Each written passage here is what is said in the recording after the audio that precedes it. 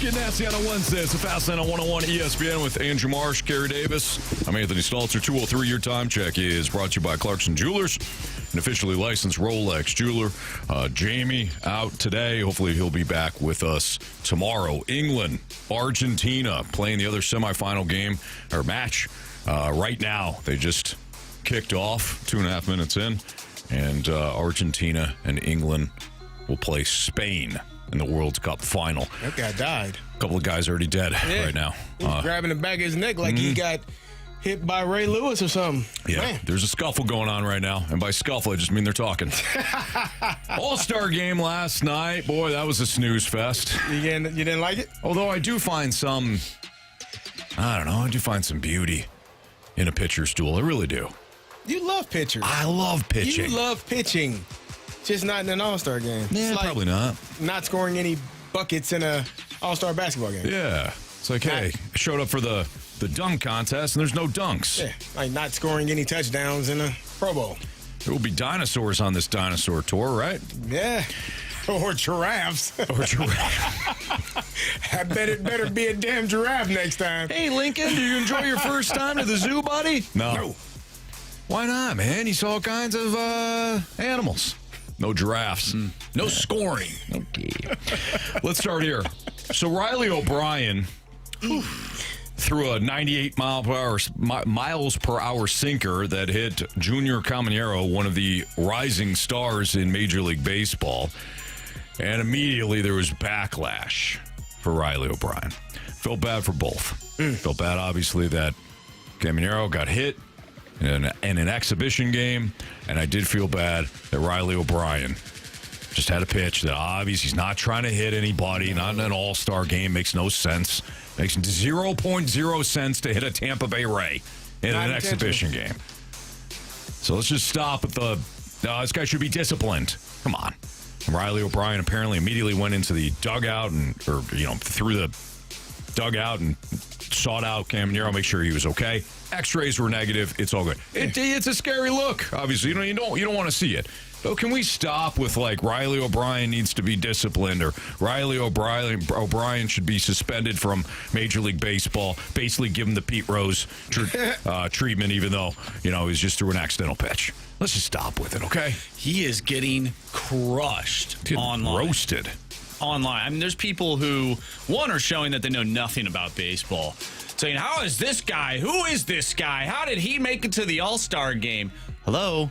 He's tied for second in saves in the National League, one behind the leader in Mason Miller, who's pretty good. I would say so. And Duran is tied with him, who's also pretty good. So let's stop acting like you have no idea who this guy is. He's not a big name by any means compared to these other guys, but he's having a really good season, all-star worthy. He is. He's probably a little nervous. One guy got away from him, CD. Yeah, got away from him. I don't think we need to crush the guy. The best thing is, as you said, Junior Caminero did not have any broken bones in his hand. There are a lot of, look like it hit his pinky. A lot of small bones in your hand, a lot of them.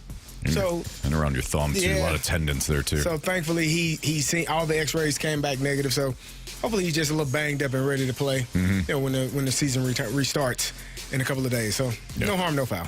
Not intentional. Masterson, right away in the stake pick goes, Pete Rose treatment. Yeah, suspended. Basically expelled from Major League Baseball forever. Banned from Major League Baseball forever.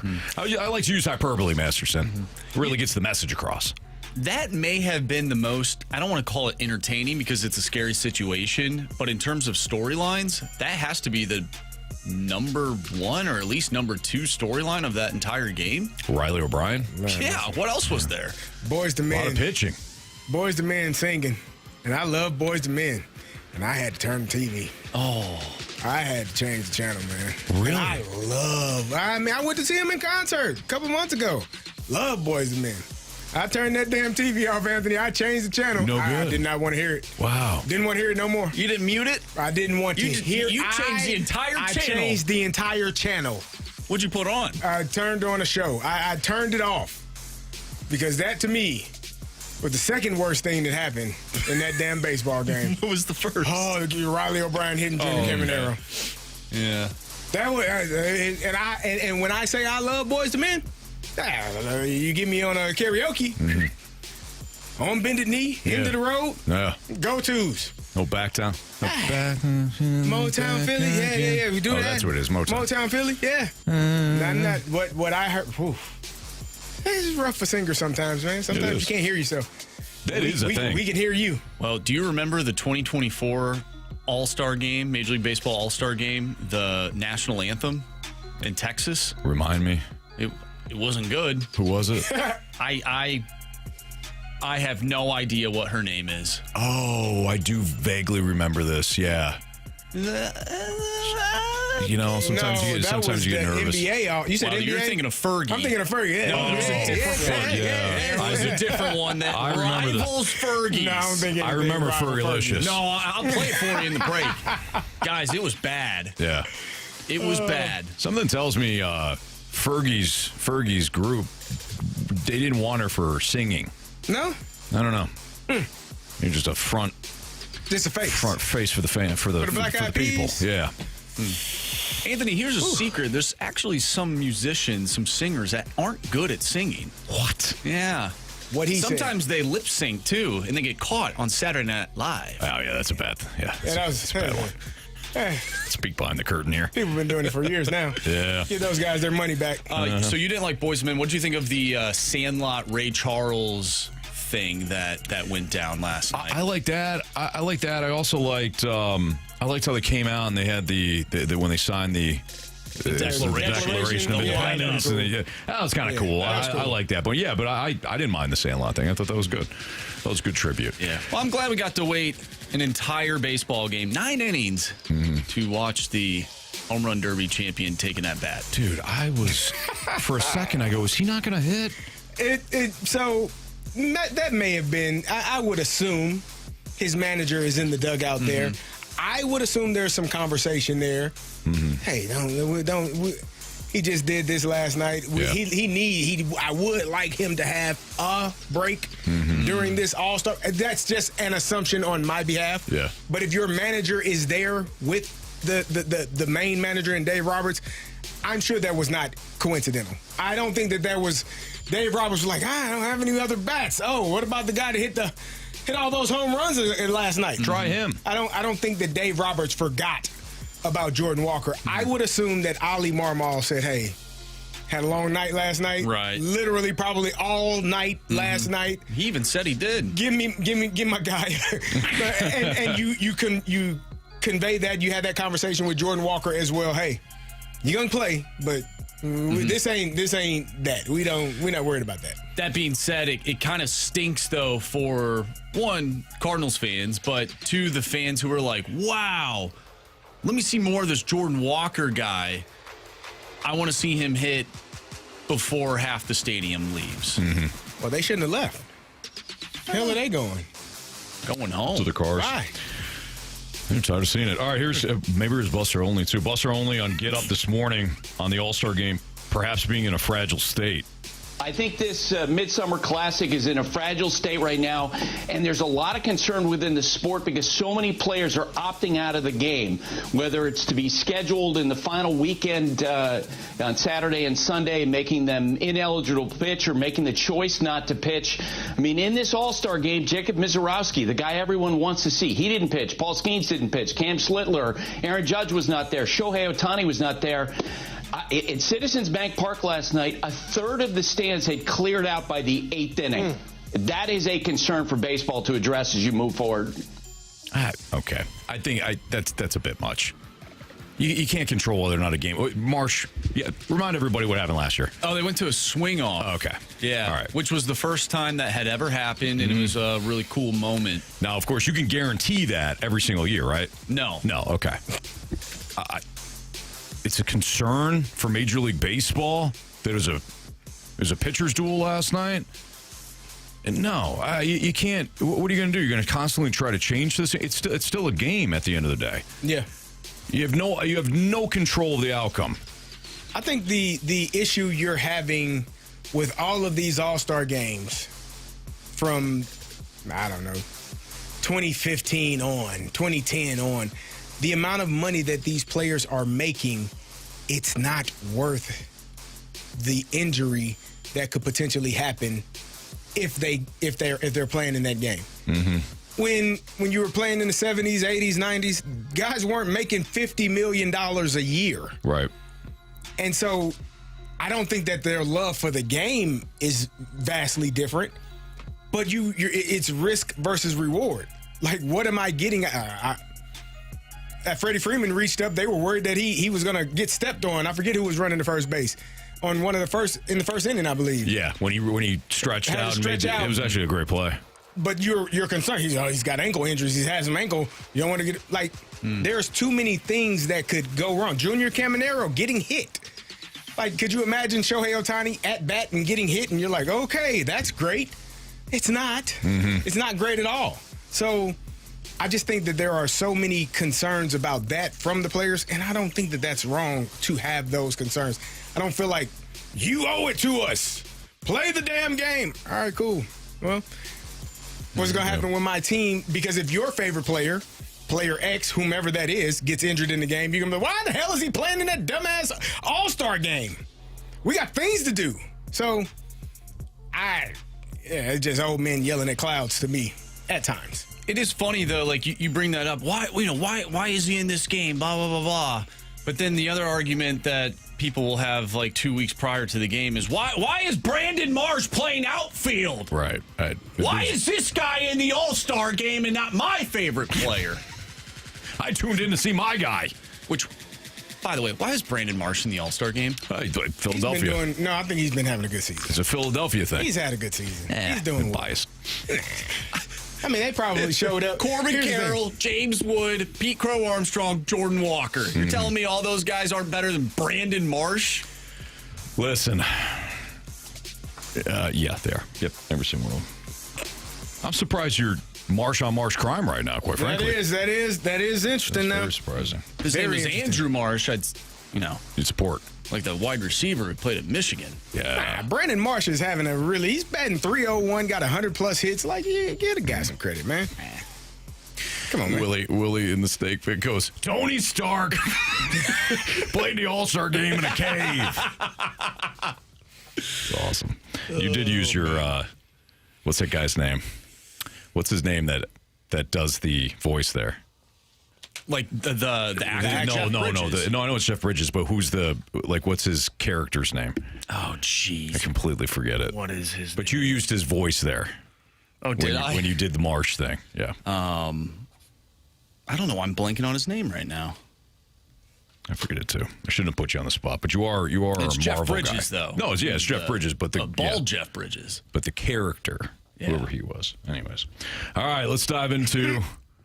Well, what's that? I was laughing from the 314. It says, does he think having Miz and Skeens pitching would create more offense? I don't know who that was for, but that was just funny. Obadiah Stane. He's There the it is. Ironmonger. There we go. I thought that was funny.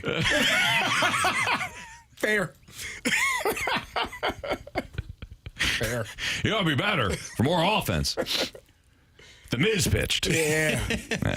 By the way, we will get into what that All-Star game was essentially a not so subtle reminder of where we are right now in Major League Baseball. We'll get into that a little bit later on. But everybody in a baseball city after the All-Star game has to do this segment, and it's next on 101 ESPN.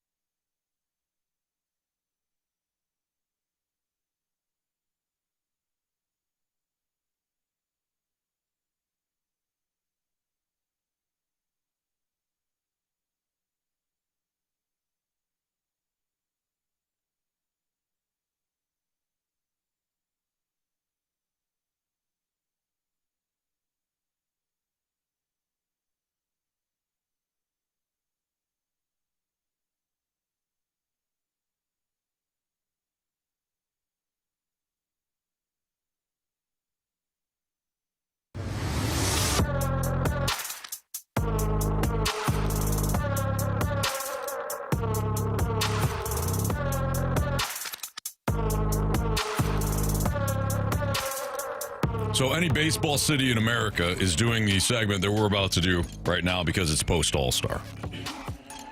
Cardinals key to the second half, boys. I guess that's not fair. You're probably not doing this in Colorado. Oh, wow. Or San Francisco or Cincinnati. Who else? Win more games than you lost. Yeah, Then no, you lose no, we get that. in the second half. Yeah, no, we get that. That's the goal. It's always the goal, but we'd like to broaden that, okay? That's not enough. No, it's not. What's wrong with that? People want more. What more do they want? What the hell more do you need? You win more than you lose. Hell. You want to know how? Yeah, we need more because we have 4 hours to fill. So, why don't we start here? MLB.com put together Cardinals head in an important stretch before the trade deadline article in which they break down some key things. One is biggest need. It's clearly, as the writer writes, an innings-eating starting pitcher. Cardinal starters continue to hold up and provide valuable innings despite having one of the lower strikeout rates in baseball. But as we saw in a brutal home series against the Brewers before the break, the Cardinals have no margin for error or injury with a thin pitching staff. Another starter would give St. Louis a little breathing room and ease some pressure on an increasingly overworked bullpen. And if the Cardinals end up selling, well, young pitching will be the focus across the board. So I have a question. These writers, and this isn't the only one, we've seen multiple articles where it's like the biggest need the Cardinals, starting pitcher, like buyers, they need a starting pitcher. Where it's like we're hearing completely different things from the front office and what these writers are saying. Like, are they not plugged into where it's like, yeah, they're probably not going to do that, even if they do rattle off X amount of wins heading into the trade deadline? I guess it's difficult. This is why it. Or are the Cardinals like bluffing? Well, I think it's interesting, right? Like where they were heading into the season and where they are now. Heading into the season, rebuild year. We're going to get the young guy. Like there was one clear objective, which is let's see what we have. Let's let the young guys develop. Oh hell, we're in a wild card race. So now you have conflicting goals going on. Unless you go back to your original goal, which is we are aiming for the future. And you don't want to screw over the current group that's in the clubhouse, but there is a bigger picture to keep in mind here. So if I'm Chaim Bloom, I'm looking to answer this. Can I still do both? That would be my question if I'm Chaim Bloom. Can I have one eye on the future while still giving myself a chance to secure one of the wild card spots in the National League, most likely the third one? If I can, what does that look like? It looks like the Tigers from a few years ago, where they sold a little bit. They traded Jack Flaherty to the Dodgers. And then they wound up making the playoffs and winning the first series in Houston. They won 3 straight, or maybe not 3 straight, but they won 2 of the 3 in Houston. When it comes to this Cardinals, I think that's a great example. And I do think you can accomplish both. But it does come down to having a great understanding of the market and what the contenders have in their farm system. And that's like an easy way. Look, Bloom, of course, that's Bloom's biggest job. But if Dustin May becomes a big commodity at the trade deadline, I've got to know if I can fleece another team. And if I can, then I'm trading Dustin May, and that is one part of I have my eye on the future while I'm trying not to submarine my chances to make the wild card. Yeah, because I do think that's important. I think it's important to keep winning however you can. When I hear innings eating starting pitcher, I want to throw up. I'm so sick of that phrase or those being known Cardinal pitchers. How about you talked about Detroit and how they traded at the deadline and still were having success. They had Tarek Skubal, though. So yeah, you're right. I'm like, you're right. You didn't trade away the best pitcher at the time in baseball, like one of the best pitchers. So they also went on an incredible run, correct. too. They did. So I think that's where the comparison can stop because the Cardinals don't have a Tarek Skubal on their staff currently. No, they don't. Doesn't it also play into the bigger fact or the bigger point of this is why you have to trade your assets? Yes. Because you're not going to get a number one. You don't have that. You don't have that right now. And we talk. Jack Flaherty is. I mean, he went on to win a World Series. Good for him. But that trading him wasn't like a big It was just like this is Jack Flaherty. But it was okay. So Dustin May, it's the same. Exactly. It's the same thing. That's kind of the point I'm making. But the comparison for me stops with because they had Tarek Skubal and they were still able to have the success and make it to the playoffs and have some opportunities there. If you're the Cardinals, I don't know what the second half looks like in terms of, like I have felt for a while that Lars Nootbaar is a player that you should move on from. Like you have replacements on the horizon. One that I think is probably ready to go right now in Baez if you wanted to make that move. And Lars Nootbaar is never going to be healthier than he is right now. Mm-hmm. Like if you think he is, cool. But I don't think he will be healthier than he is right now. And at the trade deadline, if you can move on from that and get something in return because people do value his skill set, you should probably do that. But in terms of like going and getting an ace or a guy that I don't think that this organization is going to make that move or go in that direction.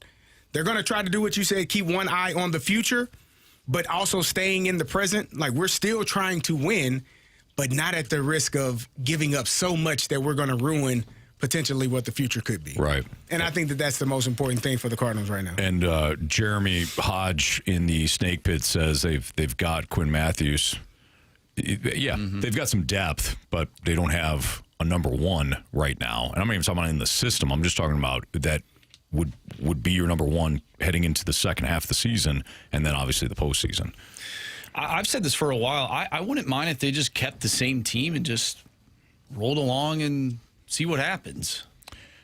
I think, if you don't get that deal for May, if there's not a move out there to be made, I don't necessarily think the team needs to be buyers by any means. I think I have no problem with this team right now. We know what they are. Right. I completely agree. If somebody lowballs the Cardinals for what they have right now, so their assets being Dustin May, Jojo Romero, maybe Riley O'Brien, although I wonder if they keep him and say they love control. Yeah, I mean, and he's not even pre-arb yet. I think he goes into pre-arb this offseason. So really, we're talking about Dustin May, Jojo Romero. Who am I missing? Anybody else? I mean, you could throw other people out. You talking about pitchers? I'm talking about anybody. Mm-hmm. What about trade assets? What about Soriano? I think Lars is on the. Soriano would be interesting. I think Lars is. I know he's still got some time left. Yeah, I think wonder, he's got one more year of arbitration before he becomes a free agent. I put Lars in the category of if some team wants to overpay, he's gone. But I doubt they will, and the Cardinals will just kick this into the offseason and look to trade him in the offseason. I mean, they traded Brendan Donovan in the offseason. They traded, and I won't go down to like the Arenado and all that because that was different circumstances. They made that big deal with Seattle in the offseason, so I think Newt's going to have the same thing. Well, I also wonder if teams look at the sample size for Lars Nootbaar. It's not like he's played an entire season. Right. He's only played, a handful of games, so maybe they look at that and. With that being said, you won't get somebody who's willing to overpay because they'll look at Lars and be like, well, this guy has only played X amount of games this year. Right. Like, how do I know that he won't get hurt again? You don't. So the Cardinals need to trade him. If the deal is right, yes. Okay. See, because you still have the offseason. In the offseason, well, yeah. You know what I mean? Yeah. It's not like what the Blues had a couple of years ago. You think the deal is better in the offseason than it is in the regular season at the trade deadline? If he stays healthy. I always think it's better at the trade deadline. Typically, yes, because that's when teams, they know exactly what they are. They know who they are. They know what they have. Yes. They know what they need. Mm-hmm. Versus offseason, I mean, you have more people assuming that they have an opportunity, but realistically, I think the need is much more glaring at the trade deadline for a team that's really trying to make that final push to potentially win a World Series. Yeah, I think in general, you're absolutely right, CD, that the prospect package will be better at the deadline than in the offseason.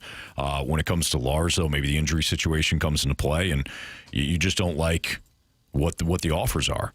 And that goes back to, I think, Marsh's point. If Chaim Bloom isn't completely blown away by these deals, keep it, stay the course. Keep what you have, stay the course. If that's the worst case scenario, I don't view that as a negative. Well, and the fans are still engaged too, because you haven't really changed the roster. Mm-hmm. And I think fans understand that this team's not really in position to buy based on the expectations heading into the season. Mm-hmm.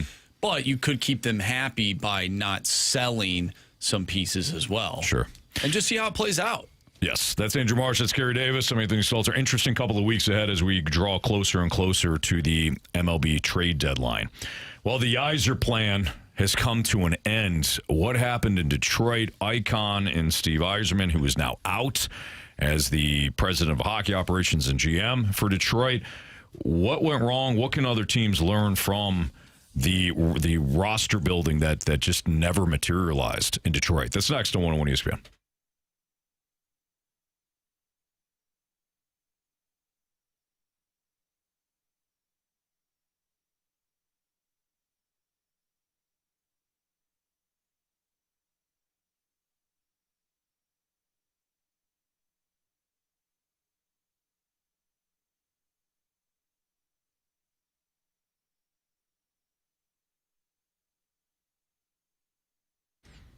You know, it's amazing how many people have a basement that's doing nothing more than just collecting storage bins. When I say, it's amazing, yeah, that's us at our house. That's valuable square footage you already own. And Mosby Building Arts can turn it into a family room. They can turn it into a home office. They can turn it into a workout space. Whatever fits your life and your lifestyle and what you have currently going on right now, whether you have kids or you just are, again, you're looking to add an extra room or rooms to your home, Mosby Building Arts can accomplish that. These are the best in the industry, best that I've worked with when it comes to maximizing space, adding things you didn't think you could dream possible, and doing it right now where you're going to save some money. During the month of July, Mosby Building Arts is going to give you free flooring when you refinish your basement. Or you could take 5% off your entire project. Again, free flooring or 5% off your entire basement project just for going with Mosby Building Arts. If you're not in the market for a new basement, you think about adding a deck or upgrading the deck, great. They're also offering free deck lighting or 5% off any new deck project throughout the month of July. These July specials end July 31st, so don't wait, don't hesitate. Visit callmosby.com right now. Free brainstorming session that can be done right then with the industry's experts, or call 314-909-1800. Mosby Building Arts, the right remodeling company.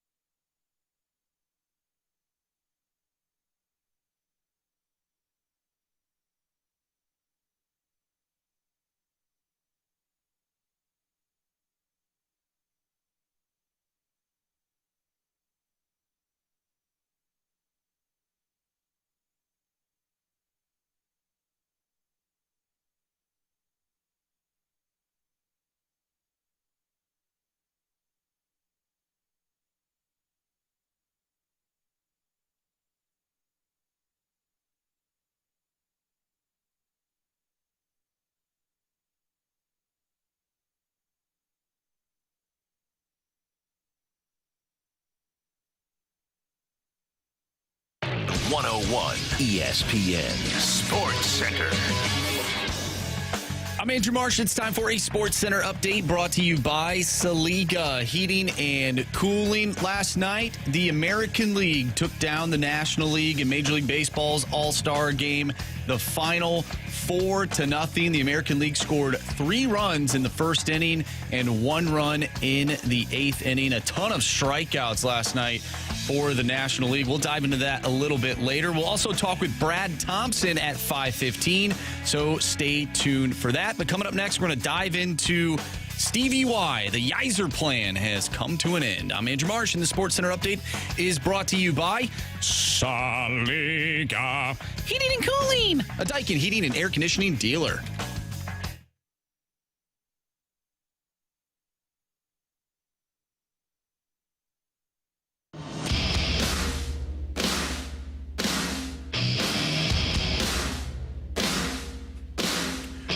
Well, as Marsh just told you in the Sports Center update, Steve Yzerman, Stevie Y, one of the true icons in Detroit, is out as the roster builder in Detroit.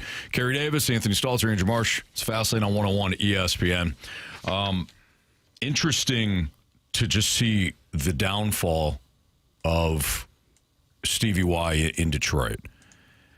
Everybody was seemingly on board here too. Somebody that can draft well, seem to build a roster that was going to be competitive, and really bring relevance back to hockey town. And it just never happened. And Marsh, you have a better read on hockey than Carey and I do. What do you think ultimately went wrong for Stevie Y in Detroit? Yeah, I think simple enough, like the players themselves, the ones that he went out and got, they didn't get the job done. There are some really good players on that team, but as a collection, they just couldn't make the playoffs. I mean, this is an organization that has made the playoffs since the 2015-2016 season. He comes in 2019 after being with Tampa Bay. We know what he built there. Yep. So you're thinking, okay, Detroit is going to be back. They're going to be back in the NHL and maybe become the team that we saw in the late 90s, early 2000s. Maybe not that good, but whatever this version of the NHL, the best team or one of the best teams in today's version of the NHL, maybe Detroit could be that. And it just never amounted to anything. Yep. I mean, look at, no offense to Justin Falk, but the Blues got a first-round pick for Justin Falk, and the team missed the playoffs. Yeah. That's the story right there. That sort of captures the entire picture of what this run has looked like for Detroit. Yeah, I think the one thing that you hit on is the start. So Steve Yzerman returns in 2019. Returns to Detroit in 2019. He wasn't just hired; he returned as one of the franchise's greatest modern heroes. And you think about what he represented: Hall of Fame captain, 3 Stanley Cups, the face of Hockey Town, architect, as you mentioned, Marsh, architect of Tampa Bay's rise before returning to Detroit. Fans didn't just think he was qualified; they believed that he was destined to put the Red Wings back on the map. The city wanted and did desperately believed in him, and why wouldn't they, given the track record? But the results in professional sports absolutely mattered. Yeah. And he was there from 2019 until he, the parting of, it's not even parting ways, he's just going to move into another role. 2026, it wasn't, CD, just a 3 years and you're done. Playoff appearances, 0. Right. 7 seasons, no playoffs, 10-year franchise drought. Everything becomes secondary at this point. And I think that the timing reveals the organizational frustration here. Why now? Why not after the season, before free agency, before the draft? Instead, after most of the offseason work is finished, then they decide, hey, you're going to go to a different role. So this almost suggests that something happened behind the scenes. That is kind of weird that you would wait until, like you said, after the draft, free agency, all the things that have taken place since the end of the season, where you could have obviously gone in a different direction. That person could have led the draft, could have been overseeing exactly what it was you're trying to do and how you're trying to move and what direction you're trying to move. But I don't know. I wonder if I know Dylan Larkin was requested a trade earlier in the offseason. Yes. I don't know if that has something to do with it. I don't know how they got to this point. But it is difficult. Like and it can be a cautionary tale because we often talk about, well, bring back Yachty, bring back Albert. What if they don't do well? Like, what if they stink? Steve Yzerman is one of the best players in Detroit Red Wing history.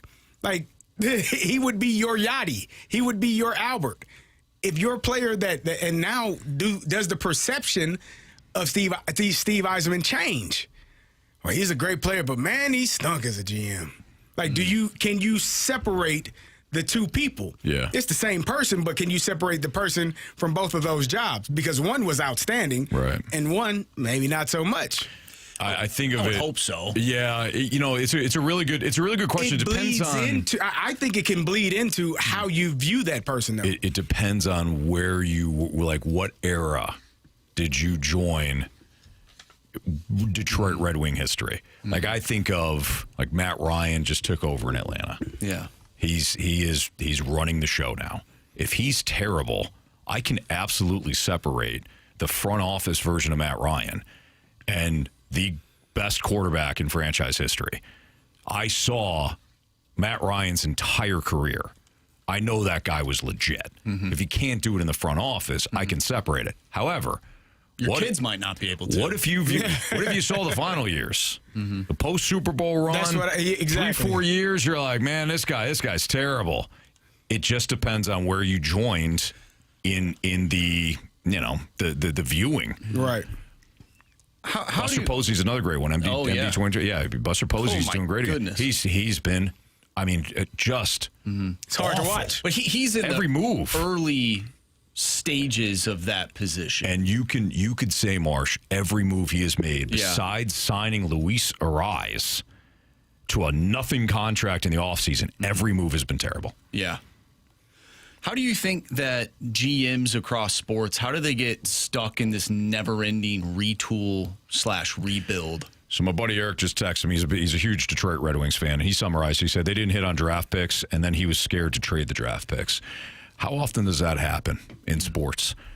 Where it is the sunk cost fallacy. I did all my research on this guy. I drafted him. We've spent all the time developing him. This guy's got to be a star. Well, he's a role player. Yeah. And other teams might not know that the ceiling just isn't there yet. Now I'm going to hold on to him. Sounds familiar. Yes. I think teams fall in love with prospects, fall in love with players. We see it in every sport. When you spend draft capital on a player and you spend that much time researching and evaluating and really trying to figure out, like, you almost, in some instances, it's got to work. Like, I got to make it work. I spent too much time, too much effort, too much energy, too much money for me to say, you know what, I was wrong. Yes. This guy can't play at all. Not the way that I thought he could. He can be an NHL level player, caliber player, or an NBA caliber player, but maybe not that star caliber player that we all presumed that he could be or would be. And when that happens, you do have to be able to pivot and say, all right, you know what? Cut your losses, made a mistake, put him in this role as opposed to that role, and we can still live on and live life and move on and go in the direction that we need to go. But when you start to kind of force a player into what you view them as, and they are not that, in my opinion, is when you get in trouble. For every Jordan Walker, where you did not give up on the player too soon, there's a Dylan Carlson, there is a Nolan Gorman, there is countless other players. It is just having an understanding of this is just, it's not going to happen, or it's not going to happen here. The other thing, in fairness to Stevie Y, when he took over in 2019, the Detroit Red Wings, the prospect pool was absolutely barren. He had few trade assets. I mean, Marsh, you know this again better than we do. Poor drafting history, full rebuilds. At the very least, I know that Dylan Larkin isn't happy. He is at least a trade asset for you. You got Maurice Sider, you've got Lucas Raymond, you've got some prospect depth now. You got some tradable assets. He got some pieces. He didn't leave them he still left them better than what he found them. For sure. Despite the playoff losses. And it might just take a new GM to come in with his viewpoint and his vision and say, okay, I know the areas to clean this up. I mean, when he was in Tampa, he built those teams and then left, and then they won a Stanley Cup. Right. He might be just that guy that is pretty good at building the roster back up, but can't get over the hump of actually winning anything, and somebody else has got to come in. The extra pieces. Yes. Maybe he's got a blind spot when it comes to roster building, and it just takes somebody else to come in and put the final pieces in. It's going to be interesting to see what happens there. All right, it's the Fast Lane on 101 ESPN. Marsh has got what's trending for you next.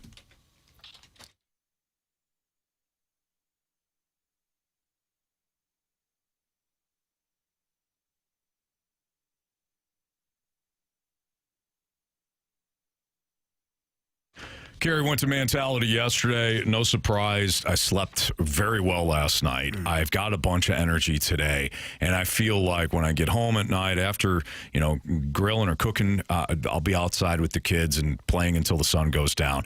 That wasn't always me. I know it's something that for you wasn't always you. You're tired all the time. You're feeling sluggish. You're feeling like you're not at your best. But we both went to Mentality. I usually go to the one in South County. You usually go to the one in Chesterfield.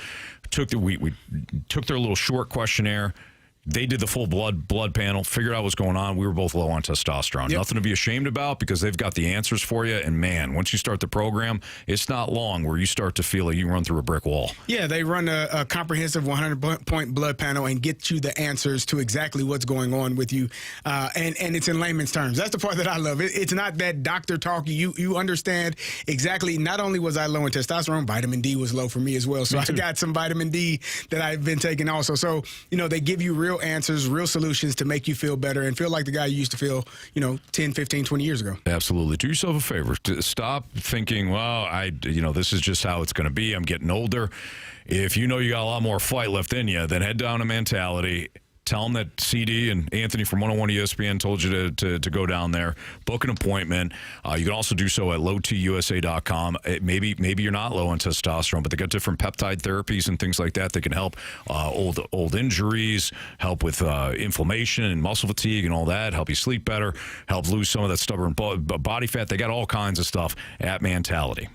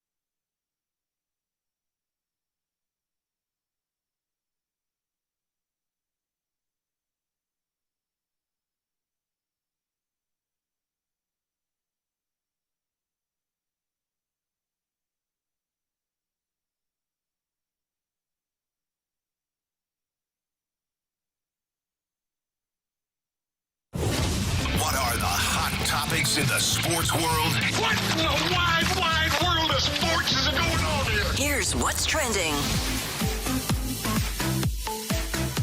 Welcome back to the Fast Lane here on 101 ESPN with Anthony Stalter and Carey Davis. I'm Andrew Marsh, and it's time for What's Trending. Anthony, a huge day for you. What? Huge day for you. Wednesday. It is a Wednesday. That's true. The NHL announced today. Yes. Of course, there's 84 games this year. Yeah. But they announced the home openers Oh, boy. for each team. And our St. Louis Blues on October 8th are taking on your San Jose Sharks. Not my Sharks. Are they playing on his birthday again? That's what that's what the people That want would to be know. amazing. Three That's what straight the people wanna years. know, man. So we don't have the full schedule yet, correct? Not yet. Okay. Not yet. Yeah, no, Marsh, I don't like the way that you did this at all. I don't like the way you phrased this, and I don't like what's you wrong? continue to position me as a fan of the San Jose Sharks. I don't like it. Okay. You like some of their players? I know one. Two now. Okay. Joe ask. Thornton still play there? No. Okay. Friend of the show. How about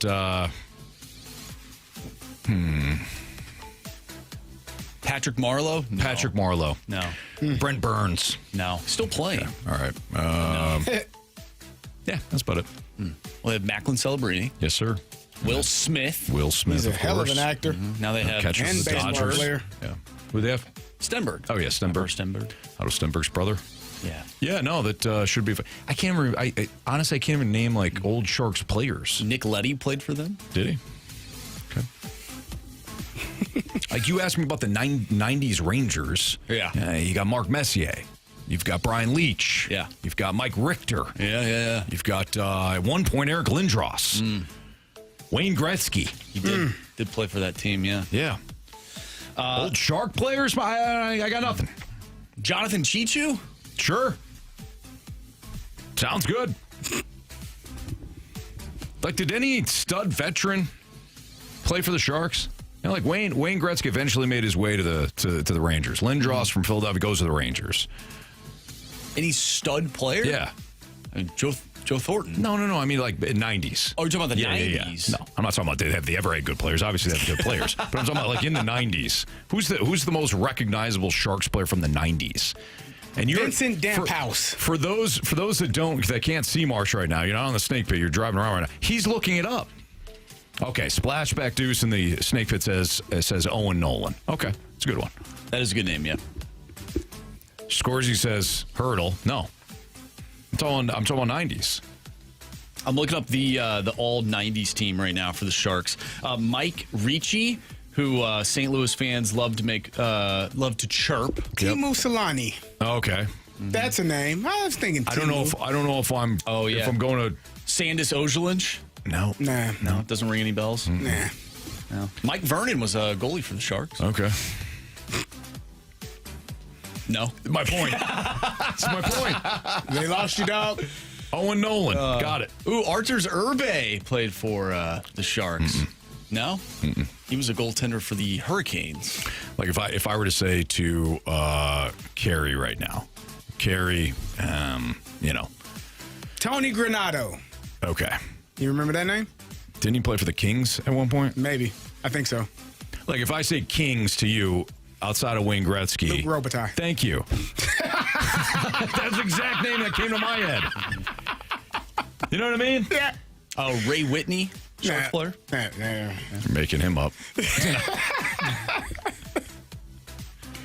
it weird Yeah, that certain man. franchises don't have, like if Have multiple people. like the Edmonton Oilers, I think of like Yari Curry.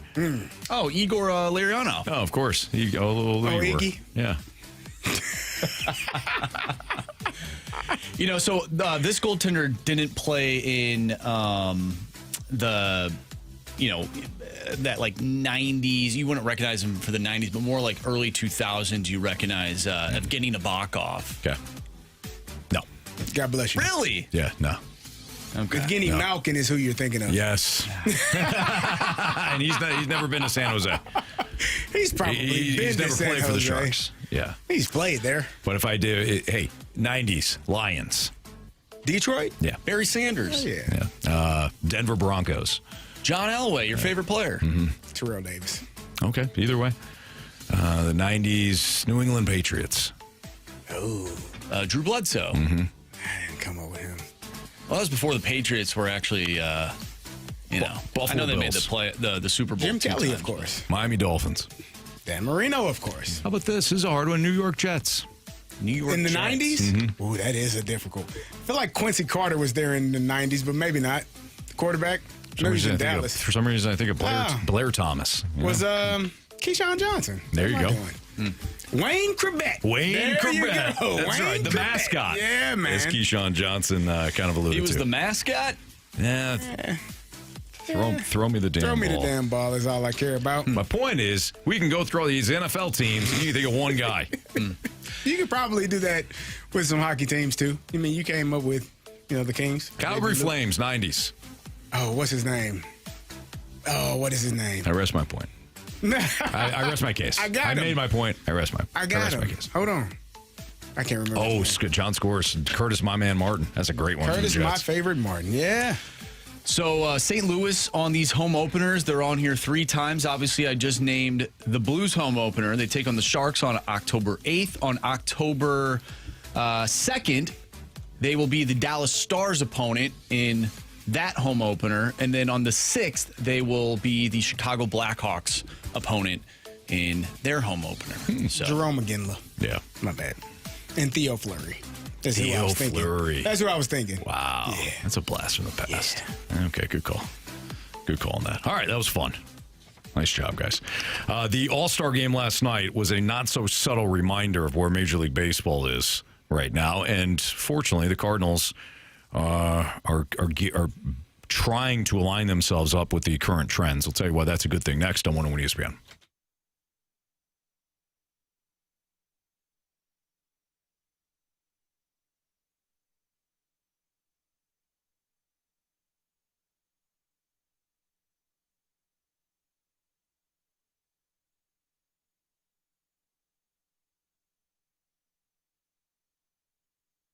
Auto Centers Nissan and Herculaneum, they got so many different ways for you to save this month. How about this? If you're looking new, 2026 Rogues, Pathfinders, Muranos, and Frontier models are available with 0% APR for up to 60 months.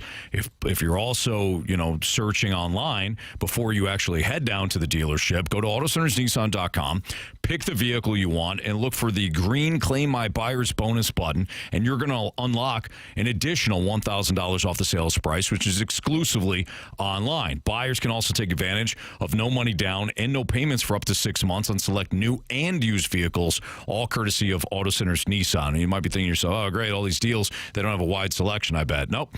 They are loaded with over 1,000 new and used vehicles, all in one location, right off I-55, just minutes from South County. Over 1,000 vehicles, one location, prices marked down by the thousands. You got to check them out. And when you do so, tell them that Anthony Stalter from 101 ESPN sent you in there. Auto Centers Nissan, out in Herculaneum, and AutoCentersNissan.com.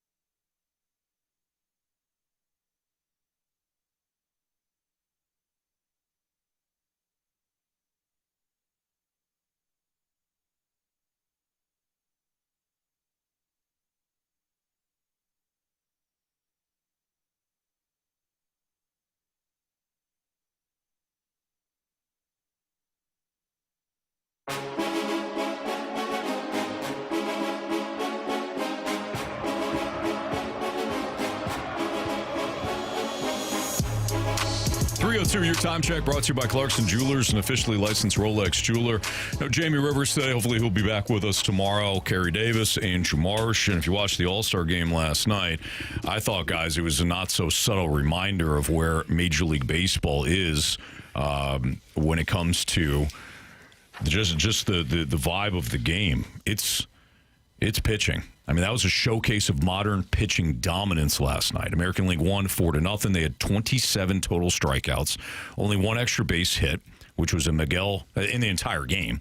It was a Miguel Vargas home run in the 8th, which was an absolute moonshot. National League didn't even get its first base runner until the 4th inning. And I thought one of the most interesting aspects of last night's game was the at-bat that Bryce Harper took. It really represented, CD, the fans' last hope of excitement. Mm-hmm. You know, this is build-up. Fans are waiting for maybe the National League to get back into it. Harper, the hometown player, not that he's from Philadelphia, but obviously plays for the Phillies, he finally enters the game, and he's mic'd up. And he tells the broadcast crew, man, this guy's disgusting, guys. Hold on. Let's see what we can do here. Yeah. And he was 5 pitches later, sat down after an absolutely devastating breaking ball. Mm-hmm. Just a nasty breaking ball. And Harper's walking back to the dugout, and he goes, "Yep, guys, yep, he was nasty." Who was pitching? It was the guy from Minnesota. Joe Ryan? No, it wasn't Joe Ryan. It wasn't Joe Ryan at that point. We'll get it for you here in a second. I know Marsh will come up with it. Might have been Joe Ryan. The theme, I thought, modern pitching, winning the arms race, it's not all good for Major League Baseball, but it is obvious right now, and it has been for the last couple of years. Upper 90s velocity, elite spin rates, devastating breaking balls, specialized, and this has been something that's been going on for a long time, specialized bullpen roles, maximum effort every appearance. It was Cade Smith. Thank you, Cade Smith. Of the Cleveland Guardians. It wasn't. I was right division. Wrong team. Yeah, wrong team. It was Cade Smith and he's been electric. But think about it this way, guys. We saw pitching dominating last night. I mean, 98 mile per hour fastballs, 99 upper half of the strike zone, can't get around on it, followed by, the pitching sequences, the tunneling where they can make pitch, whether it's a slider or a changeup, look exactly the same coming out of the hand as the fastball, and it's throwing hitters off. No Zach Wheeler last night, no Paul Skeens, no Jacob Mizorowski, no Shohei Ohtani. That wasn't even technically the best that baseball has to offer. Yeah. And it shows that the depth, pitching-wise right now in baseball, is outstanding. Now, again, I don't think it's all great. I don't think max velocity on in every appearance or max effort in every appearance makes a lot of sense. You and I, CD, were talking about Greg Maddux yesterday. Yeah. And just kind of the art of pitching. Yeah. I do think baseball has lost a lot of that. But just from a talent standpoint, what these guys can do on the mound is nothing I've ever seen before. Yeah, it is. It keeps the hitters off balance, and if you can rush it up there at 100 plus, obviously that helps, and then drop it down to 85, 87. It's probably a hard pitch to gauge on when to swing or when not to swing. Yeah. I think one of the best stories I heard from last night, I know it wasn't the greatest All-Star game, but I think the moments that make, All-Star games are what, like Foster Griffin. Like when he's a guy, 30-year-old rookie, got injured in his very first start, had to have Tommy John surgery, pitched 1 2/3 in 2022, I believe, or 2020, and had to have the Tommy John surgery, played in Japan the last 3 years, and made it as an All-Star this year. Mm-hmm. Like, those are the moments that I think you can focus on. Those are the feel-good stories. You can say, oh, Shohei isn't here, and there were a number of first-time, starters or first-time appearances for a lot of guys in this All-Star game, which I think it just continues to grow the game. I don't focus so much on who's not there as opposed to who is actually there. And the Foster Griffin story I thought was outstanding. Yeah. Like a guy that really, his career could have been over after 1 inning, 1 2/3. Sure. Like 2 innings pitched, tear your elbow up, have to have Tommy John, and you could never pitch again. But scratch clawed, and worked his way back, not only to the major leagues, back to America and back to the major league and to the All-Star game. I thought that was really special. When it comes to this All-Star game and the pitching, how much does, you're not facing these guys another time through the order. Mm-hmm.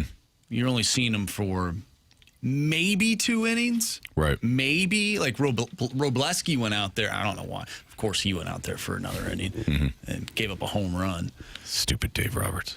But I feel like that has something to do with it as well, where you're not seeing the pitcher. You're only seeing him for basically one at-bat. Well, for me, it wasn't just about the game. It was about the stuff that these guys have. So, Gotcha. so you're right. Trying to get your timing down when you're only going to see somebody one time, that's incredibly difficult. But, it's one after the other after the other. Sanchez was the worst pitcher on the mound last night. Sanchez is outstanding. Yeah. Yeah. So I just speaking to the overall depth. Yeah, and I guess, I get... From a relief standpoint, some of these relievers, typically they're only going 1 inning anyways. Mm-hmm. But you saw some pitchers, they had one at-bat. One guy. Sure. Let me just give you my best stuff. I don't have to really, dial it back because I'm going to face 3-4 guys in 1 inning. I'm just going to give you my best stuff, and I'm out of here. Mm-hmm. Good luck. Right. Yeah, in an All-Star game and exhibition, by the way, it's you're going to be cold. tough. Because you haven't played the entire game. Right. Good luck. Good luck to you. Right. It does also, at least one of my takeaways, paints to the Cardinals doing it the right way. Right now, 2 of their 3 All-Stars were hitters. That's great. Mm-hmm. Jordan Walker, who is becoming one. He's got that star. Hopefully, that star trajectory when it comes to Major League Baseball, and then Ivan Herrera. The other guy being Riley O'Brien, who's been a great story in and of himself. Mm-hmm. But the Cardinals need top-end pitching, and that's what Bloom has focused on since he took over. Outside of course, rebuilding the minor leagues overall and getting the Cardinals back into the modern century when it comes to some of their technology. But I'm talking about from a roster-building standpoint, the eye has been on acquiring and developing top-end pitching. Yeah. The fastest way back to being a legit contender is having a 1-2 combination in your starting rotation. And that's what the Cardinals are building toward. And last night was, again, just another reminder of that. I'm looking forward to it, man. CD, you also talked about just the stories. A lot of the stories. Last night you're watching the game. We don't hear all the stories, of course, but I do think back to some of the All-Star games in the past where, Pedro Martinez talked about observing, I think it was Glavine. It was either Glavine or Smoltz. It might have been John Smoltz. Talking about observing him as a young pitcher and how he warmed up and how he attacked hitters and just picking his brain and finding different ways. I think he talked about how Smoltz threw his changeup, and it wasn't just throwing it. It was the precision of his changeup, and he can locate it. And it's something that Martinez hadn't really thought about before because he would just throw the changeup as exactly that, a change of pace. Right. But to locate it the way Smoltz did, he kind of learned from him. Roy Halladay, who obviously is now passed away, R.I.P., he talked about talking to Mariano Rivera, how he asked Rivera how he held his cutter at the All-Star game one time. And Halladay didn't want to forget how the grip, how to hold the cutter. So he held the ball and then drew in pen where Rivera held the cutter, and now that ball is in the Hall of Fame because Halladay held on to it. Gotcha. So I think a lot of those stories come out later on. So we watch a boring, what we would describe as a boring All-Star game last night. We don't know who is shaping the next Roy Halladay, the next Pedro Martinez. So we mentioned the Sandlot thing that happened last night. They brought the kids onto the field, and some of the kids were hanging out with the All-Stars, and I believe it was Jacob Mizorowski was showing whichever kid was hanging out with him the way he grips the ball. I don't know what pitch it was. I can't remember. But that reminded me of that. that kid now will have that in his memory. It'll be a core memory for that kid. Sure. This dude who throws 100-plus miles per hour just showed me how to grip a certain pitch that he throws. We'll probably see this kid in 10 years. We'll go back to this story. It'll be similar to the World Cup. Isn't it Messi that held Spain's best young player? Oh, really? Yeah. I didn't know that. I think he was a baby. The Spain's best player was a baby. And wow. I think it was Messi that was holding him in a photo that they've kind of passed around. Like, you never know. But I enjoy some of those stories, too. So the All-Star Game, we played the audio from Buster Olney early on today, and he talked about this is just it's in a dire state right now, right? It's a fragile state. I don't know, man. There's still a lot of great storytelling that comes out of these games too. 2 questions for you guys. One, do you think that Major League Baseball still has the best All-Star break out of the 4 major sports? I do. Okay. Pro Bowl is unwatchable, and I'm not interested in their skills stuff that they do. I do think hockey is a close second. I'm not talking about the 4 nations. No. That's You're not talking about the actual All-Star break. All-Star. No. I agree. I think the NHL is the second best, though. I think the NBA has lost a lot of luster. And I plus, think the NBA can get it back, but I don't know how. They need to go world versus U.S. format. Yeah, you need and actually just world U.S. Let's go. Yeah. They had 3 or 4 teams last year, which I thought was terrible. The problem with the NFL, in my opinion, the problem with the NFL Pro Bowl and the problem now with the NBA All-Star Game is a lack of competition. Yeah. Major League Baseball, despite it being an exhibition, you still have to go toe-to-toe. Yeah. With the Cade Smith went toe-to-toe with Bryce Harper last night. And that means a lot for him. It's a competition. Baseball is the only game where, yes, you can get hit by a 98-mile-an-hour fastball. True. It was an accident. But for the most part, the injury, you're not very prone to getting a lot of really badly injured people. Hockey, guys can get injured playing in an All-Star game if they're going full throttle. Same thing with football. Basketball, not as much, but you can have, some injuries that can occur when guys are jumping and people are underneath them. You can land on an ankle. You can land on a foot and roll an ankle.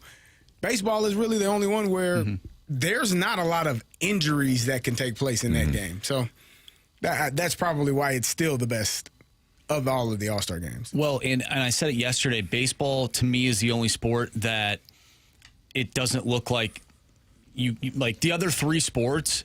You can tell when players aren't trying. It's very obvious, where it's a little bit different in baseball. You can't just go up there and, bat the other way. I mean, you could, but it's still a game. It's still a game. It still looks like a baseball game. For sure. My second question is, the home run derby itself, has that become the main event of the MLB All-Star break? I think in some respects it does. Yeah, or it has. I think in some respects it has. It's still a big deal to win that thing, as we know with Jordan Walker winning it. By the way, England is now up 1-0 over Argentina. Still a lot of time left. They're in the second half right now. But England now up 1-0. That game's over, man. 1-0. That's the second greatest lead in soccer. What's the greatest? 2. Yeah, that makes sense. It's a wrap. 3. 3? I'll probably get called 3 off. you usually lose. Okay. I get it now. So England wants to either keep it here or go 2, and that's it. Yeah, that makes sense. Yeah, this was quite a goal, by the way. Ooh. Oh, no. The goalie got to go get that. He's just standing there. What are you waiting on? Yeah. He had no. Too late now, brother. Yeah, what was he doing? A lot of watching. A lot of watching. They call it puck watching in hockey. Yeah, they do. He was ball watching. He was certainly was. He was lost in no man's land right there. Roland just said, "Yeah, fast lane. What happened to France? Nah, They lost. they How about that picture I sent you last night? Which one was killing that? Mbappe? It was Mbappe. with Dak Prescott's face. Yes, that was funny. All right, Sports Six Pack Part 1 coming up. 314-399-9646 is the Air Comfort Service text line. Send in your questions or comments. We'll answer them next. Sports Six Pack Part 1 next on 101 ESPN.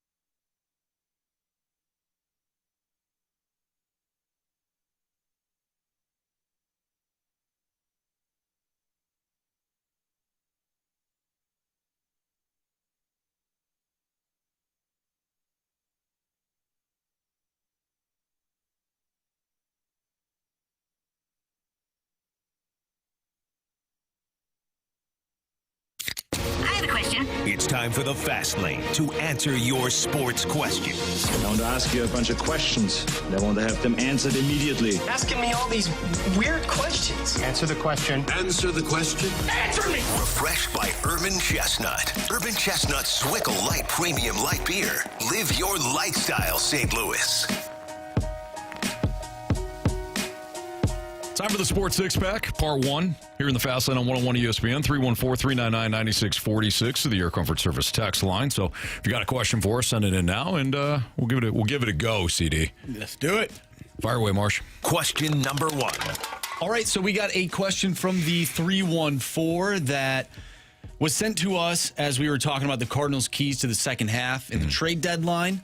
314 wants to know, do you think if the Cardinals make the playoffs, that maybe changes the minds of the Cardinals going into the offseason as far as free agency?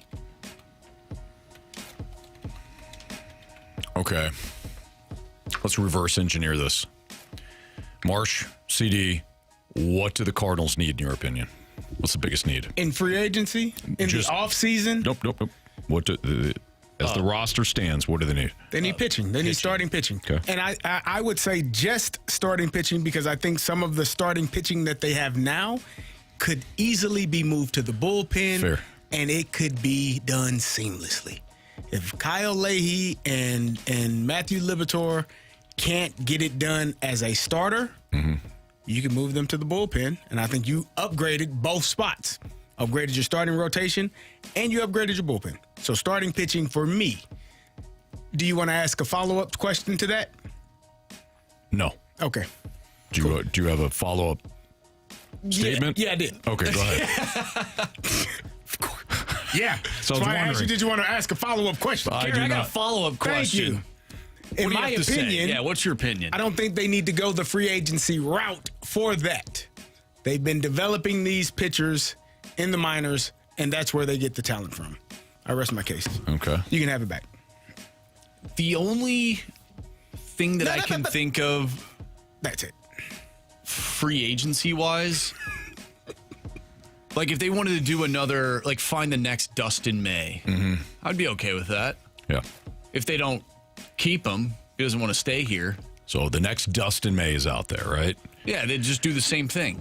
Going back now to the question, since we reverse engineered this, going back to the question, in your opinion, if the Cardinals sign the next Dustin May type, would that be a different approach, altering their approach this offseason? I don't think so. Exactly. Yeah.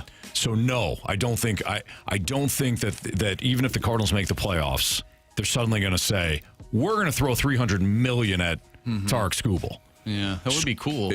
Okay, so Skubal, Freddie Peralta, Joe Ryan, Sandy Alcantara. Yeah. Those are the top names that could be available. Michael King, although he's got an opt out. Walker Buehler. Walker.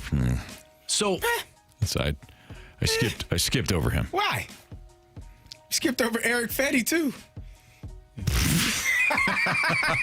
they're being serious there for a second. I thought this was a serious conversation. Okay, so something just came to my brain. Let's say the Cardinals do make the playoffs and they actually surprise us and win a series or whatever. So they do what the Tigers did. Sure. When they traded Flaherty the 1 year. 2019, Cardinals make it to the NLCS. Why did they lose that series, in your opinion? Washington had dominant pitching. And the Cardinals did not. What did the Cardinals do after that to continue whatever that they had built? They traded for Nolan Arenado. They didn't get pitching. Right. Yeah. They Yes. did not get pitching. Correct. So if the Cardinals... Which has always been my point, by the way, about their demise, but go ahead. If they are to surprise us and it comes down to, hey, we love our lineup, but our pitching is not there yet. We are right there with some of the better teams in the National League. We have been all season. And we surprise people in the postseason. Could you then see them doing something where they go out and get a guy? because they're almost there quicker than we expected. All right, so I'm going to answer this two ways. Do I think the Cardinals would do it? No. Do I think the Cardinals' approach is altered? No. Do I think it should, based on some of these names? Yes. Like Joe Ryan. Oh, I love Joe Ryan. Could you imagine adding Joe Ryan or Scooble to the top of this starting rotation? Scooble's a little You don't pay him steep. too much? Hey, That's a my lot money. of money, man. That ain't my money. A whole lot of money, Go brother. for it. Do I think the Cardinals do it? No. My point is you're ahead of schedule. You got to a certain point and you know what you're missing. Whereas what they didn't do in 2019, Yeah. they didn't go out and bolster that starting rotation. No, they had more hitting because they thought they were, we need more hitting. They looked at that series and thought, yeah, if we just had hitting. A lot of teams do that, and, who else was that? It was Strasburg. It was... Was it Scherzer? That team won the World Series. No, it was Strasburg. Yeah, Scherzer was on that team. Scherzer, excuse me. Scherzer, Strasburg, There's another one. Anibal Sanchez, and Patrick Corbin. That was the rotation for the 2019 Not Nationals. great. They had a pretty good bullpen, too. They absolutely did. Yeah, but those three start. Remember, Anibal Sanchez came here and nearly no-hit the Cardinals.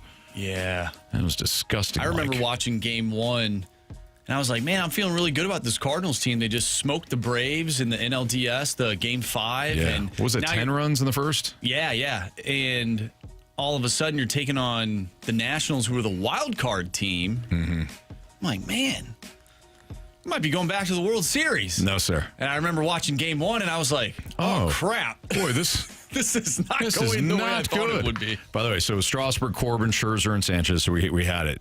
Oh, who the fifth starter was for the Nationals that year? Was it? He was 26 years old at the time. I can't think. I feel like it's somebody that we know. It is somebody that you know. Give us a hint. What's the initials? His name was mentioned in this show. Today? Today? Yep. Did they? What's the initial? What's the first letter? I can't do it. Come on, man. Was it Dylan Cease? Nope. No, we didn't No. mention We Dylan didn't Cease mention today. Dylan He Cease, was- yeah. he was late. White Sox. He's somebody you know. Somebody who's mentioned in this show. He's a fifth starter of the Washington So he Nationals. was an all-star during that year. then. No. He wasn't an all-star this year? No. He was already mentioned in the show. He was Today? mentioned in the show today. Is he still playing? Not well. Not Miles well. Michaelis. No. Oh my No, gosh, it was Eric Fetty. What? There it is. It's Eric Fetty. Ellipsis 150. Droid both chimed in the snake pit. I said Eric an Fetty. all-star. You said nope. He's trying. Yeah. The Fed man The can. Fed man. Yep. Wow. Marsh. Do you want to roll these over? Was that one question? I think it was one question. One question? Yeah, that was a good question. It was a damn good question. I don't know why I Damn said good. Dylan Cease. Who was the fella in Washington that was traded? Really good pitcher, young guy. Mackenzie Gore. That's That's who who I'm I was thinking thinking of. of. Yeah, that's who I'm thinking of. Yeah, I he don't was. know why I said Dylan Yeah, Cease. Gore. Gore was a couple years later. Gore came from San Diego, Chile, California. Okay. I think it was the Soto trade. Might have been. I think Soto, when he went to Went San to Diego. San Diego. Yeah. Mackenzie Gore was the But key that was a piece few going back. years later. Yeah, that's correct. All right. It's Fastlane on 101 ESPN. Sports Six Pack Part 2 next. Keep those questions rolling into the Air Comfort Service text line 314-399-9646.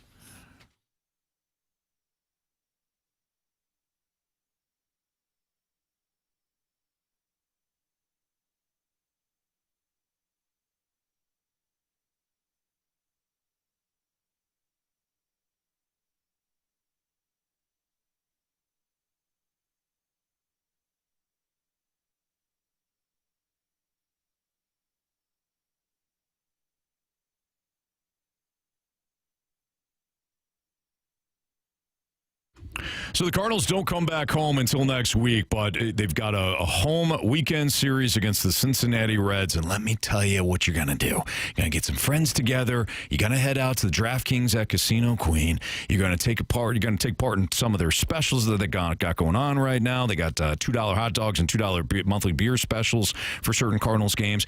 And then you're going to take the 100% free shuttle from DraftKings at Casino Queen over to the Cardinals home game, over to Busch Stadium, and it'll be right there waiting for you at the end of the game. Yeah, it's completely free. No parking hassle, no long walks in the heat or rain, no stressing about traffic. You just hop on, ride right to the stadium, and you're set. And after the game, like I mentioned, the shuttle takes you right back to DraftKings at Casino Queen, where maybe you just want to hang out there afterwards and take part in some other games that they have going on right there. They got their betting kiosks that are up. They've got great food. They've got, the casino obviously right there, but DraftKings at Casino Queen, it's got to be your spot. Don't overlook it when it comes to the Cardinals home game. So start at DraftKings at Casino Queen at the Sportsbook or Bridgeway. Enjoy special hour specials on Tuesday through Saturday with $5 drinks and appetizers. Grab some great food and then take that free shuttle straight to the game. You're absolutely going to love it. Plus, after the game, you're set up to play, stay, dine, and win with DraftKings at Casino Queen. Must be 21. Gambling problem? Call 1-800-GAMBLER. Welcome to Squirrelworks, Urban Chestnut Brewing Company's new brewing laboratory, where the spirit of clever craftsmanship is the only rule. Introducing the first release, Squirrelworks Hazy IPA, a tropical, fruity, 6.6% alcohol by volume hazy IPA with a dash of fun and a hint of quirky. Think juicy vibes, bright hops, and a smooth, hazy finish that's just a little squirrely in the best way possible. Squirrelworks Hazy IPA. Look for it wherever Urban Chestnut is sold. Prost!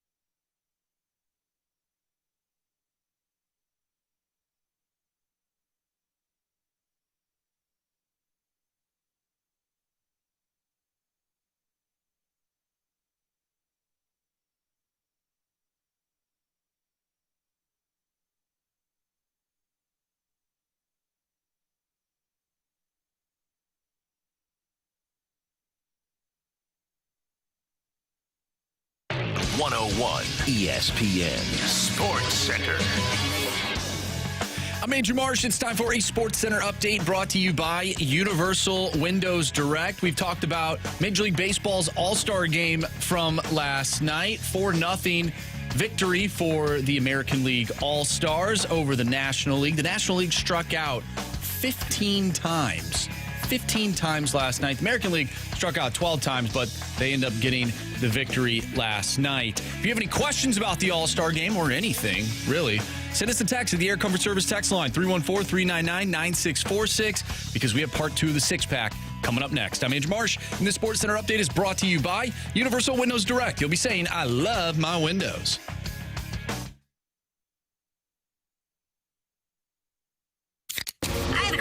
It's time for the Fast Lane to answer your sports questions. I want to ask you a bunch of questions, and I want to have them answered immediately. Asking me all these weird questions. Answer the question. Answer the question. Answer me! Refreshed by Urban Chestnut. Urban Chestnut Swickle Light Premium Light Beer. Live your lifestyle, St. Louis.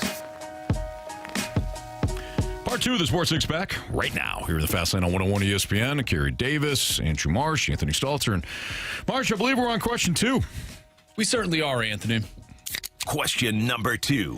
From the never-ending wipe, is there something else Major League Baseball can do to make the All-Star break better? More skills competitions, make the game slow-pitch softball a la the NFL flag football, more press for the celebrity/legends softball game. What do you guys think? When I was a kid, I always used to like remember when MTV used to do the celebrity softball games? I always enjoyed that. I don't know how interested I'd be as an adult, though.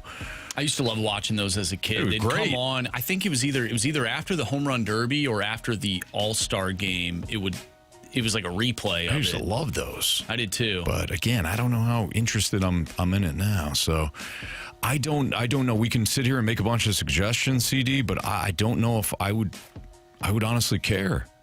I don't know what you're going to do. I don't either. Yeah. I mean, the Home Run Derby was really exciting. Like, that's enough excitement for one night, fellas. I don't know. That was cool. It was good. Yep. I don't know what to tell you after that.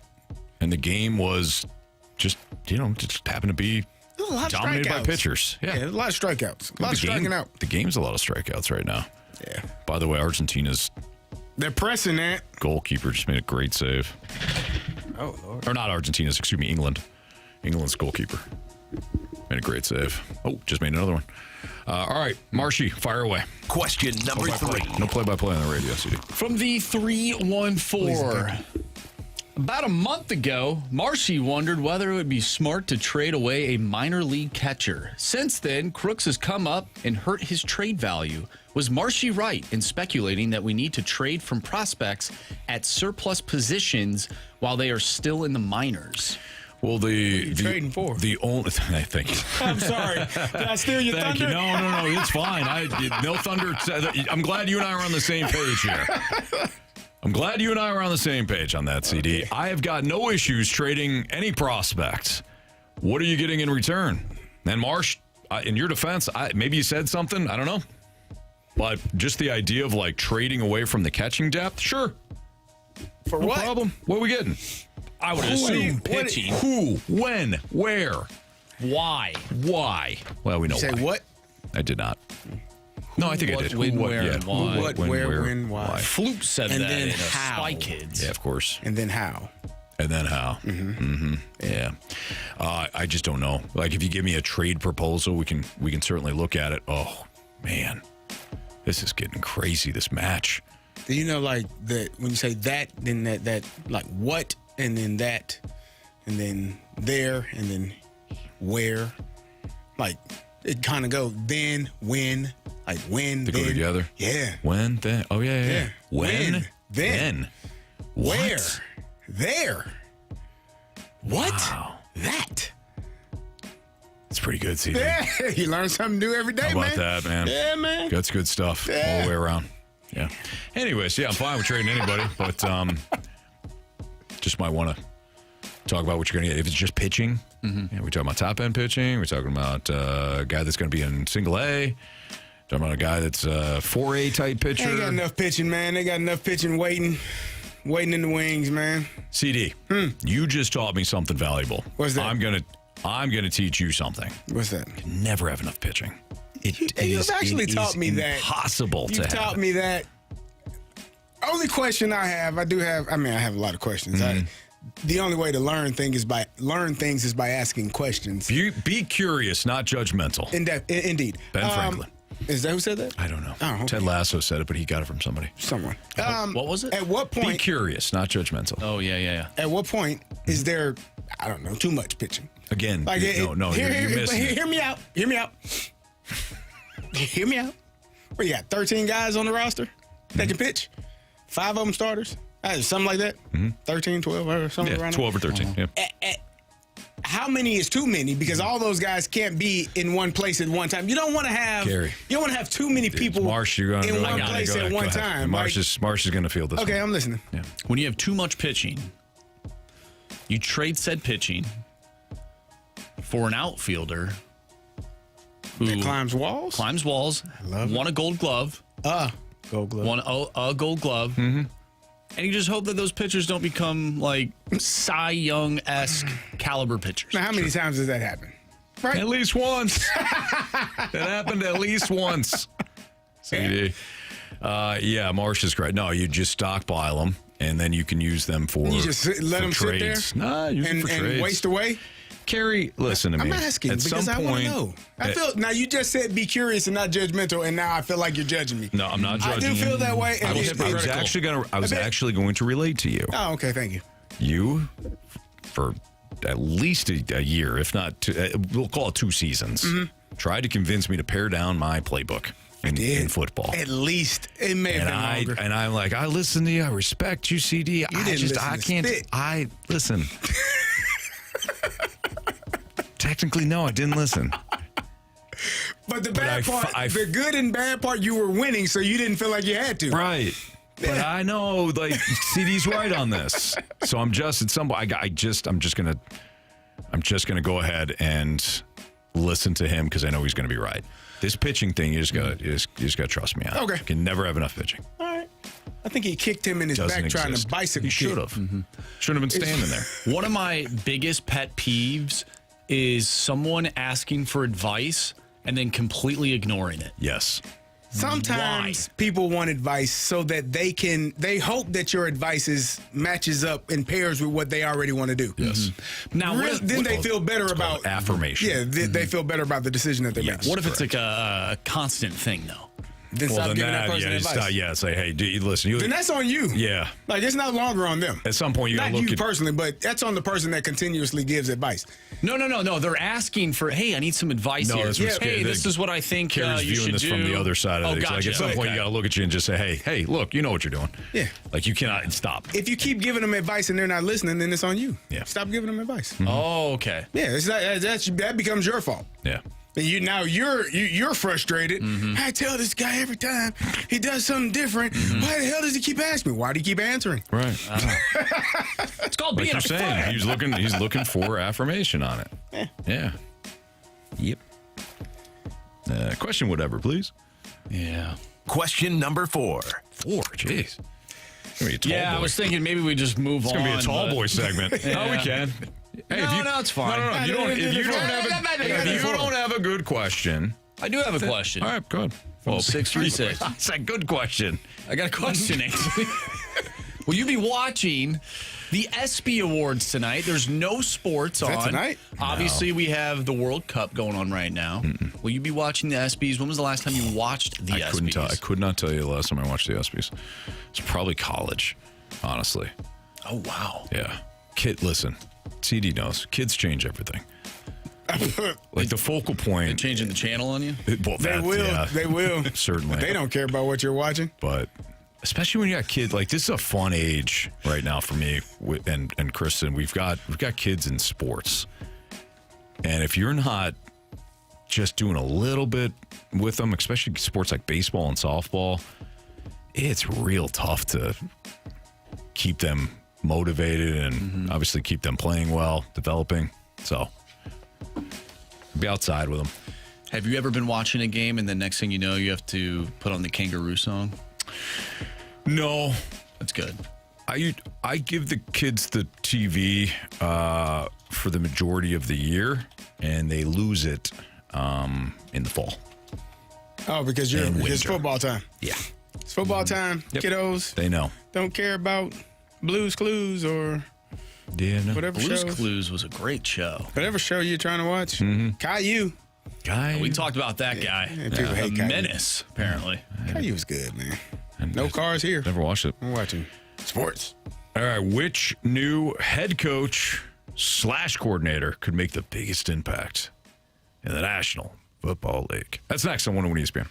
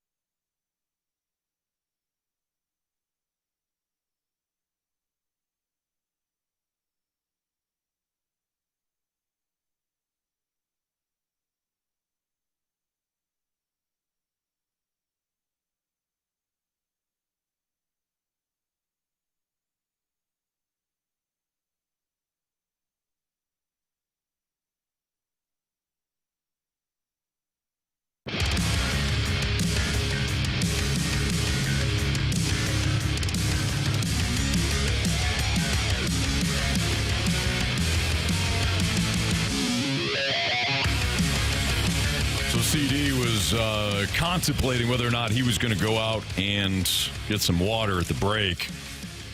And I looked at him and I said, hey, Argentina's been pushing and pushing and pushing. I'd wait.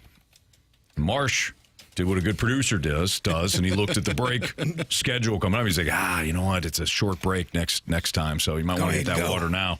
And CD missed Argentina's game-tying goal. Amazing how that happens.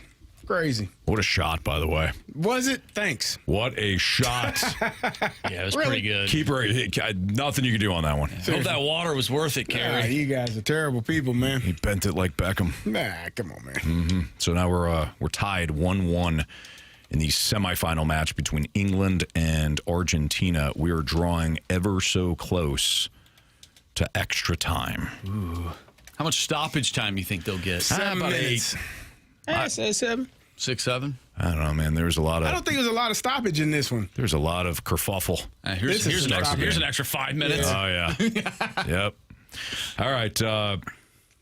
Which new head coach or coordinator could make the biggest impact in the NFL? If you were looking at the list of new head coaches or, again, new coordinators and how they could, dramatically impact things, which guys are you looking at?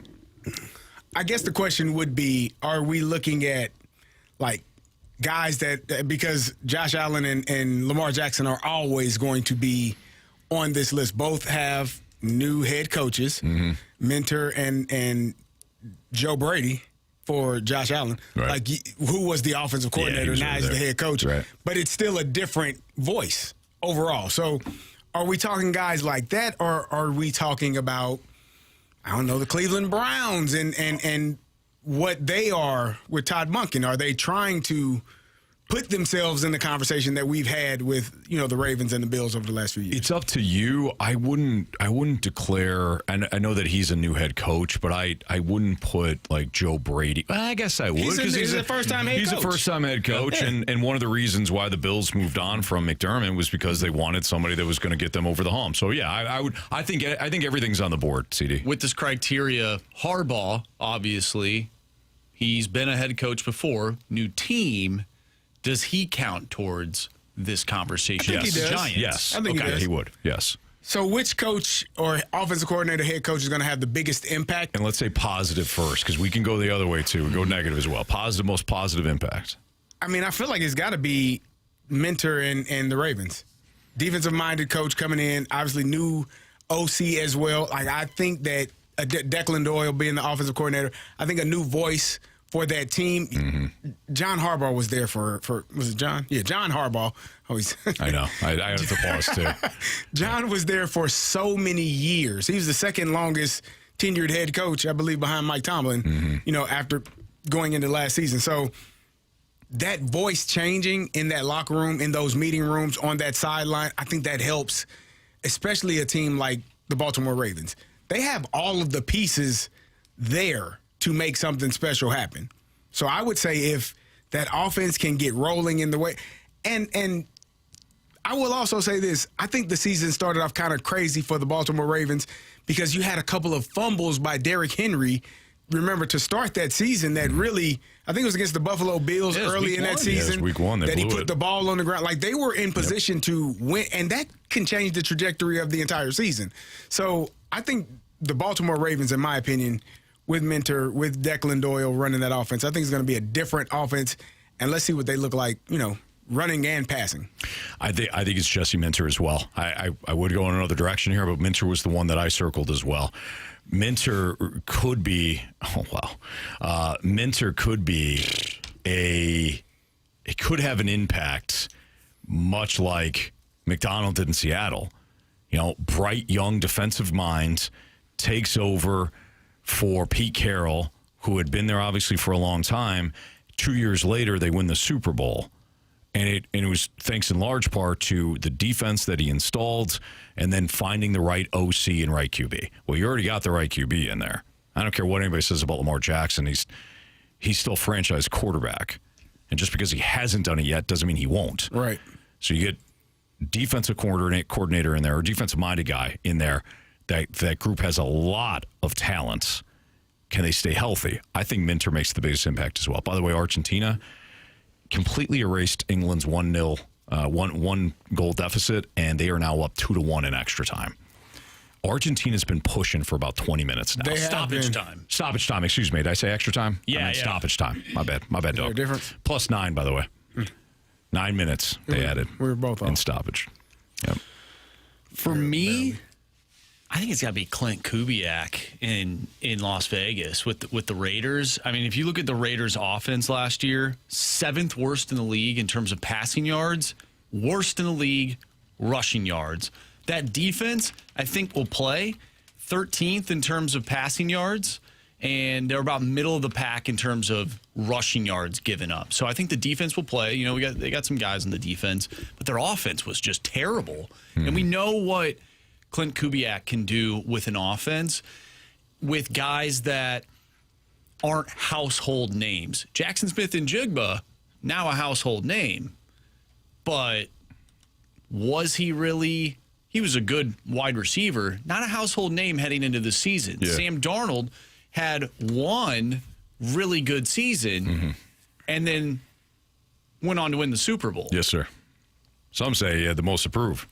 Some would say that. Or one. One specifically. He may have been the only one, but he was actually right. But I think He was actually right. what the Raiders did this offseason, bringing in some more talent, along with now their head coach and Clint Kubiak, I think that he can make a huge difference for this team. Maybe not year one, but as the seasons go along, we're going to see a huge improvement from this team. Yeah. You know, we talked about the Detroit Red Wings, a historical team that hasn't been back to the playoffs in quite some time. I know the Raiders squeaked in there not too long ago. Derek Carr was the quarterback. I think he got injured and didn't even play in the playoff game. Yeah, I forgot who started that day, but he did not do well. But that's a team where if the Raiders are good in the NFL, it's good for the NFL. Yeah, I think the tradition, you know, it's kind of like the Bears, too. The Bears, you know, coming back to relevance again. Relevancy. Relevance. Either or. I don't know. Word has lost all meaning now. I think it's good if the Raiders also do so. All right, it's Fastlane on 101 ESPN. We do have our daily drop coming up at 5:30 today. No, 4:45. 4:45, we're doing our daily drop, so there's still some time to send us a Scott Lee Heating Company mic drop via the 101 ESPN mobile app, which is powered by Auto Centers. Not Auto Centers. Dobbs. Maybe at some point. Dobbs Tire and Auto Centers. So if you want to leave us a mic drop, anything we're talking about today, anything we haven't talked about today, statements, questions, whatever you want to do, use the mic drop feature. We've got the Gauntlet coming up next on 101 ESPN.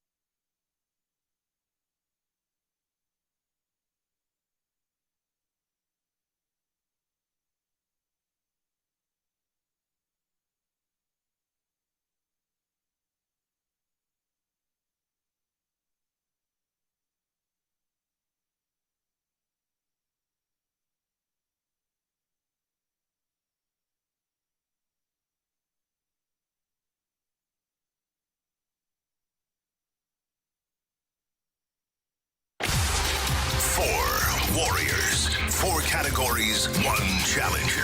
Can you survive the gauntlet? Brought to you by Blue Note Roofing. Roofing, siding, and gutters. Visit BlueNoteRoofingSTL.com for a free inspection.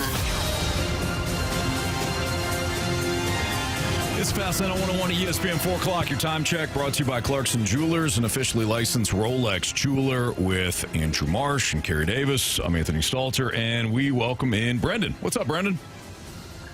How's it going, guys? Great to get on here. Oh, we appreciate it. Thanks for listening. Thanks for playing today. Would you like to take on Andrew Marsh, Carey Davis, or me in the first round of the Gauntlet? I think I would like to take on you, Andrew.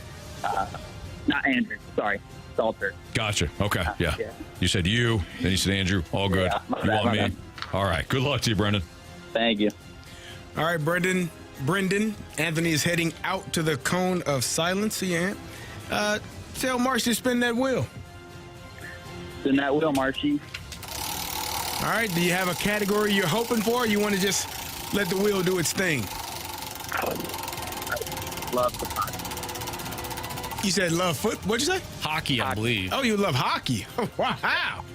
That doesn't happen very often. Marshall, what do you got?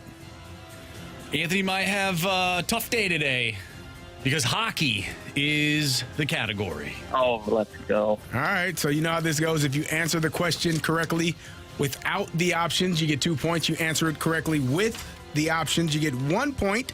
And an incorrect answer gets you 0 points. Are you ready?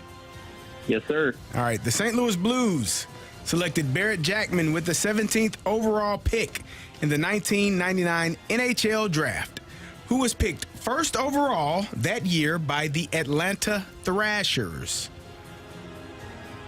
I know this one, but I'm going to go options, please. Was it Brian Finley, Tim Connolly, or Patrick Steffen? I'm gonna go Tim Connolly. Final answer. Question number 2. Bernie Federko scored 352 goals throughout his career and sits second on the list for Blues all-time goal scorers. Who holds the number 1 spot? Brett Hull. Final answer. Question number 3. During the Blues' 2011-12 season, this coach stepped in to take over for Davis Payne. Only one other coach in the franchise has won more games and has led the team to the Western Conference Finals in 2016. Name that coach. Ken Hitchcock. Final answer. Final question. St. Louis has hosted the NHL All-Star Game 3 times, with the most recent appearance being in 2020. What year did St. Louis host their first NHL All-Star Game? See, this is a little before my time, so I'm going to have to go with the options. Options are 1970, 1975, or 1980. Let's go 1980. Final answer. All right, we'll get Anthony back in here. How you feeling, Brendan?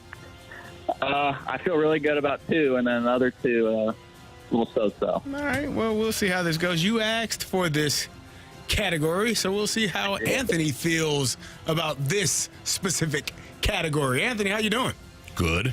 All right. But did you say Brendan asked for this? He did. Category? Mm-hmm. He did. And he got it? He did. Got it, yeah. He did. Okay. All right. What category would you not want? Random. Okay. Well, it's not random. It is hockey. Yeah. Marshall. Pack a lunch, Anthony. There you go. I actually did. Have you eaten it yet? I did it earlier. Okay. Yeah. All right, well. Thanks for asking. Cool. Pack another one, Please man. and thank you. I got a snack. I can eat that later. All right. Here we go. Question number 1. The St. Louis Blues selected Barrett Jackman with the 17th overall pick in the 1999 NHL Draft, who was picked first overall that year by the Atlanta Thrashers. Options. Really? Okay. Brian Finley, Tim Connolly, Patrick Steffen. Brian Finneran, and he played football. Who was the second? Tim Connolly. And then Stephen? Patrick Stephen.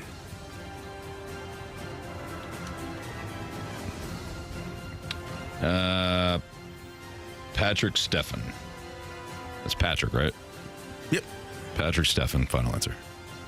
Question number 2. Bernie Federko scored 352 goals throughout his career and sits second on the list for Blues all-time goal scorers. Who holds the number 1 spot? Brett Hull, final answer. Question number 3. During the Blues 2011-12 season, this coach stepped in to take over for Davis Payne. Only one other coach in the franchise has won more games, and he led the team to the Western Conference Finals in 2016. Name that coach. Ken Hitchcock, final answer. Final question, Anthony. St. Louis has hosted the NHL All-Star Game 3 times, with the most recent appearance being in 2020. What year did St. Louis host their first NHL All-Star Game? Ooh, I don't know. Options. 1970, 1975, or 1980? 1975. Final answer. All right. Work our way up. Yeah. Let's start there. St. Louis has hosted the NHL All-Star Game 3 times, with the most recent appearance being in 2020. What year did St. Louis host their first NHL All-Star Game? Brendan with the options said 1980. Anthony with the options said, give me 1975. Seems like a good year. Answer is 1970. 5. No. Just 1970. Okay. All right. 0-0. Okay. Let's go to the next question. During the Blues 2011/12 season, this coach stepped in to take over for Davis Payne. Only one other coach in the franchise has won more games, and he led the team to the Western Conference Finals in 2016. Name this coach. Brendan said Ken Hitchcock. Anthony said Ken Hitchcock. Correct answer is? It is Ken Hitchcock. Neither of you needed the options. 2-2. Bernie Federko scored 352 goals throughout his career and sits second on the list for Blues all-time scorers. Who holds the number 1 spot? Anthony, without the options, you said Brett Hall. Brendan, you also said Brett Hall. Correct answer is?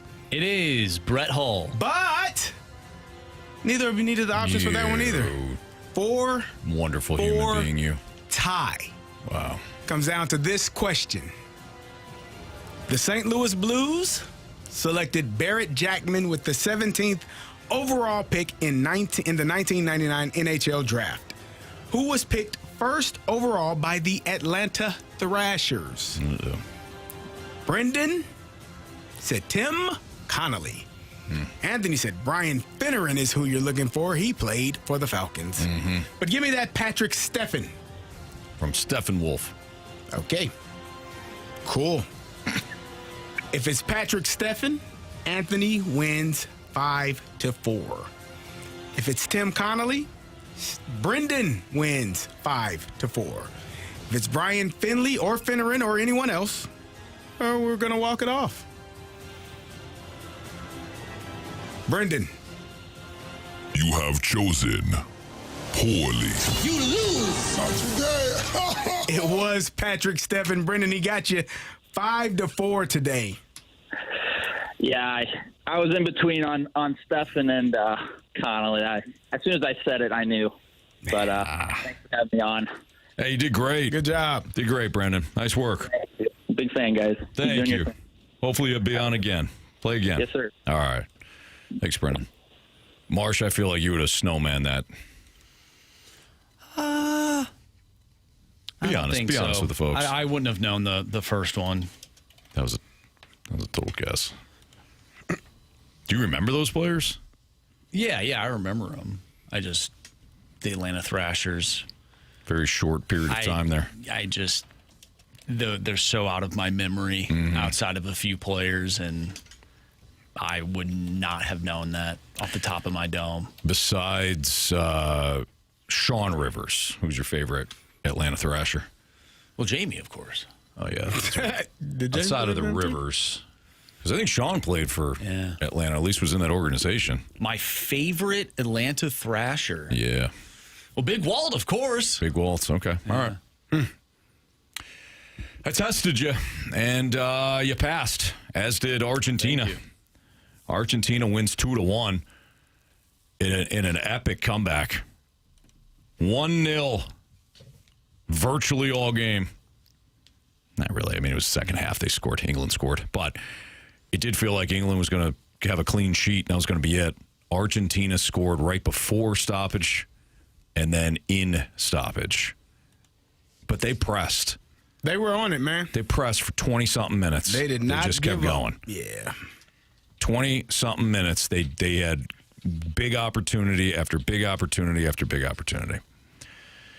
And while I see Argentina celebrate, all the players celebrating, and the fans' enjoyment and stuff, the camera flashed over to a young man wearing an England hat with England, patches on his face, and my man was crying. Kid was probably 6 years old. This is the misery, man. When you lose a big game. There's always next year, little man. Well, no. Next year. No. By the time, he might be a teenager by the time they get an opportunity to do this again. Always next year, guys. That's how soccer works. Not in the World Cup. Not in the Olympics. Okay. You got to wait 4 years. Anthony, it's the hope that kills you. It's the hope that kills you. That's right. That's a bad loss. No? That's tough. It's a great win, bad loss. And as Marsh pointed out, and so did the water boy, they're in Atlanta, so, of course there's going to be a comeback. To which I say, that was in Houston. I told you that game was in one Houston. Goal lead was the most dangerous lead in sports. You did. God. Can we talk about the fact, too, that in one of the breaks, The water break? like the one that CD took, I had said, this is over, basically. You did, yeah. You have a I have a knack. It's a skill set. It's a skill. Let me know when you're going to do it so I can put some money on the. So you can participate. Yeah, so I can get with the team that's losing it. Yeah, no, that's good. Gary took a hydration break. He did. Missed. He missed the goal. He missed the goal. Literally said, I'm going to miss something when I walk out. You were right, too. 10 seconds later. That's a hell of a prediction. Goal on the board. I'm like, come on, man. That's a tough break. Yeah. The young one to bank on in each of the big four sports. Marsh cooked up something for us on this. We'll play along next on 101 ESPN.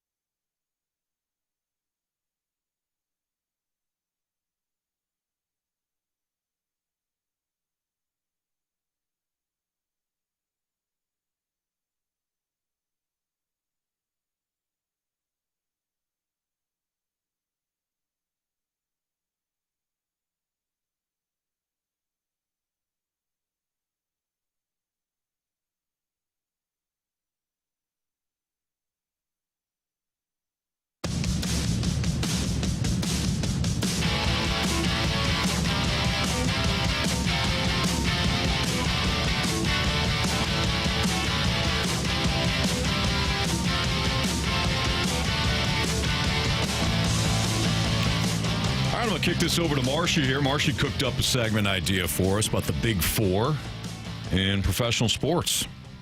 Yeah, guys, so it's the young one to bank on, the young players within the four major sports. So yesterday it was announced that Macklin Celebrini is on the cover of EA Sports NHL 27. We had a conversation a few months ago when Caleb Williams was the cover athlete of the new Madden game, Madden 27. And we also just watched a lot of young players in the MLB All-Star Game. So when it comes to the four major sports, I haven't mentioned anything about the NBA, but Victor Wembanyama gets paid. We never really discussed that. But when it comes to the four major sports, if you had to bank on one young player rising and becoming just that next guy, the next stud. Now, there's a few different players, obviously, that we've already mentioned, but in terms of winning and just becoming a superstar, of course, or maybe they already are one. So Wemby's the clear one in the NBA. Yes, but are you going to bank on Wemby to be like, win 3 championships? Like how far are you willing to go? Yeah, I think I don't know about 3, although he is very young. But yeah, Wemby, I could see him winning multiple NBA Finals championships and being the next face of the NBA. Yes, I feel very confident. Because who else is gonna be? Who's else the next? Who's the next face of the NBA? Like, there's some really good players in the NBA. When healthy, Jason Tatum, St. Louis's own, excellent player. Yeah. You look around the NBA. There's Anthony Edwards. Yeah, Ian Edwards. There's a lot of young, really good young players. Yeah. Who has like that star power to be the next face? I think it's Wemby. Yeah, I think it's Victor Wembanyama. I think if you're looking at all the four major sports and you're trying to figure out which one of these guys is the potential best of all of those sports, it's Victor Wembanyama. He just took his team to an NBA championship. They lost. He was Defensive Player of the Year. I think he finished 3rd or 4th in MVP voting. So he's on the cusp of not only winning a championship as a player and as a team, but also putting himself in those conversations with being the best player in the league on both offense and defense ends. For me, that to me would be the best player of potentially what could be for any of these other guys. Now, I mean, Paul Skeens and Jacob Mizorowski are phenomenal. Right? Are they the face? I don't know if you can have a pitcher be the face of a not unless he also league. hits. Well, so I'm thinking of team success as well. So I mentioned Caleb Williams. Do you see Caleb Williams entering into that tier of Patrick Mahomes, Josh Allen? Even though Josh Allen and Lamar Jackson haven't won a Super Bowl, but can Caleb Williams be that? Or is there another quarterback, a young quarterback that you have in mind that could step up and become one of those guys? Is it Jaden Daniels? I think that we are now in the next window of NFL quarterbacks. It was Tom Brady, Peyton Manning, Drew Brees, Aaron Rodgers. Like, that was the window. Ben Roethlisberger, certainly. I mean, Aaron. Look, the guy was great. I think he became. You know my biggest issue with Aaron. You think he's a Diamondback? Well, but I'm talking about on the field. On the field, my biggest problem with he didn't win the big game. No, everybody put him in bubble wrap. Everybody blamed everything else in Green Bay. While criticized, like Lamar Jackson gets criticized consistently. He does. For not winning. When Peyton Manning won his first one, it was like, great, do it again. Where's your next one? Your brother did it. Like, are you kidding me? And Aaron Rodgers is like, doesn't have a number 1 wide receiver. Really? What's Devontae Adams? Jordy Nelson's pretty damn good. He said he hadn't drafted a first round wide receiver. So Devontae Adams, a 2nd round pick, huh? That was the complaint. Thank you. That was my issue. Anyways, let's get back on track here. That was the window or the era of quarterbacks. I think we're now in the next one. It's Mahomes. It's Burrow. It's Josh Allen. It's Lamar Jackson. It's Kirk Cousins. It's. I'm seeing if you guys are paying attention. Yeah. I do think that Caleb Williams can enter that. You think he can enter that? I do. When you said younger quarterbacks, I was thinking you meant like the Drake Mays, the Jaden Daniels, and then Caleb. Like those guys kind of. I'm thinking of like out of that group. I don't know if they push out. I think they join. Okay. I'm thinking of like quarterbacks or players 25 or younger. Phillip Rivers, thank you, Bacon Draft winner. He was in that group as well. 25 or younger, you said, Marsh? Yeah. Okay, let's rephrase this. Out of the quarterbacks that are 25 and under, who do you think has the best chance to enter that window that I was just talking about? Let's say it's a house party, and right now we know it's Mahomes, Josh Allen, Lamar Jackson. Who am I missing in that group? Josh Allen, Lamar Jackson. Lamar, Mahomes, Joe Burrow. Do you put Jared Goff in that conversation? No. Okay. Well, Sorry. Matthew Stafford, but he's older. Those are older guys. They're like next door. Yeah. Dak Prescott. Calling the police saying, hey, this party's going on too now. It's a little too Did you loud. put Dak in that conversation? Not really. I think skill-wise, Dak Prescott is a very good quarterback, but you have to account, I'm looking at team success as well and how far he has taken his team. He's nowhere near that conversation with those guys. I can't put Dak in there if I'm not going to put Herbert. I think Dak and Herbert are hanging out. Same. I think they're in the same party. I think they're hanging out in the back deck, hoping to get in one day. Jalen Hurts. Jalen Hurts. No. Okay. So it's just Burrow. Yeah, Burrow, Lamar, Allen, yeah. And Patrick so Mahomes. who out of the young guys, 25 or younger, has the best opportunity? Knock on the door. Hey, I'm here. Well, I mean, I think it's Caleb Williams. I like Caleb Williams. I'm going to go in a different route and give you a name that you're probably going to laugh at. Cam Ward can be in that conversation. Oh, Cam Ward's a good quarterback. I think wouldn't laugh at that. He needs the coaching around him. He needs the coaching, but his receiver. I mean, them guys dropped so many passes for him last season. It's offensive line trying to get him killed too. Cam Ward is probably going to be in that conversation as well. I don't think they're going to be a good team, right? But I think he has the capability because they will be down. And he's going to throw for a lot of yards and touchdowns. I won't laugh at He's got a really good mentality, too, to his game. From mentality, two different locations. Well, one that's in true, Chesterfield, too. One in South County. Tell them CD and Anthony sent you in there. LowTUSA.com. Yeah. Oh, you said mentality. Mentality, yeah. I mean, just look at where he was and then his college career and now where he's at now. In Tennessee, he was the first overall pick. So I really like his mentality. I think he's going to be a great quarterback. But like Carey said, they need guys around him and they need the coaching. They brought some coaching in. We'll see how Brian Daboll does with that offense. But I agree. I think he can be a really good quarterback, flying under the radar. For me, it's hard not to say Drake May based on what he just did with the Patriots. But I think this season will tell us a lot about that team and him specifically now that they have a harder schedule. There's a ton of noise, outside noise surrounding that team. But now he has a number one wide receiver on his team. So what is that going to look like? Can he continue to build off of what he did last year, which was almost winning the MVP, almost winning, well, not almost. That he went to the Super Bowl. Patriots fans are going to be ticked off. I hope you hear this first part before you get mad at me. Drake May was sensational last year. He was absolutely sensational. There is a ellipsis here, though. There's a ... Not ellipsis 150. Okay. I was confused. Here's a ...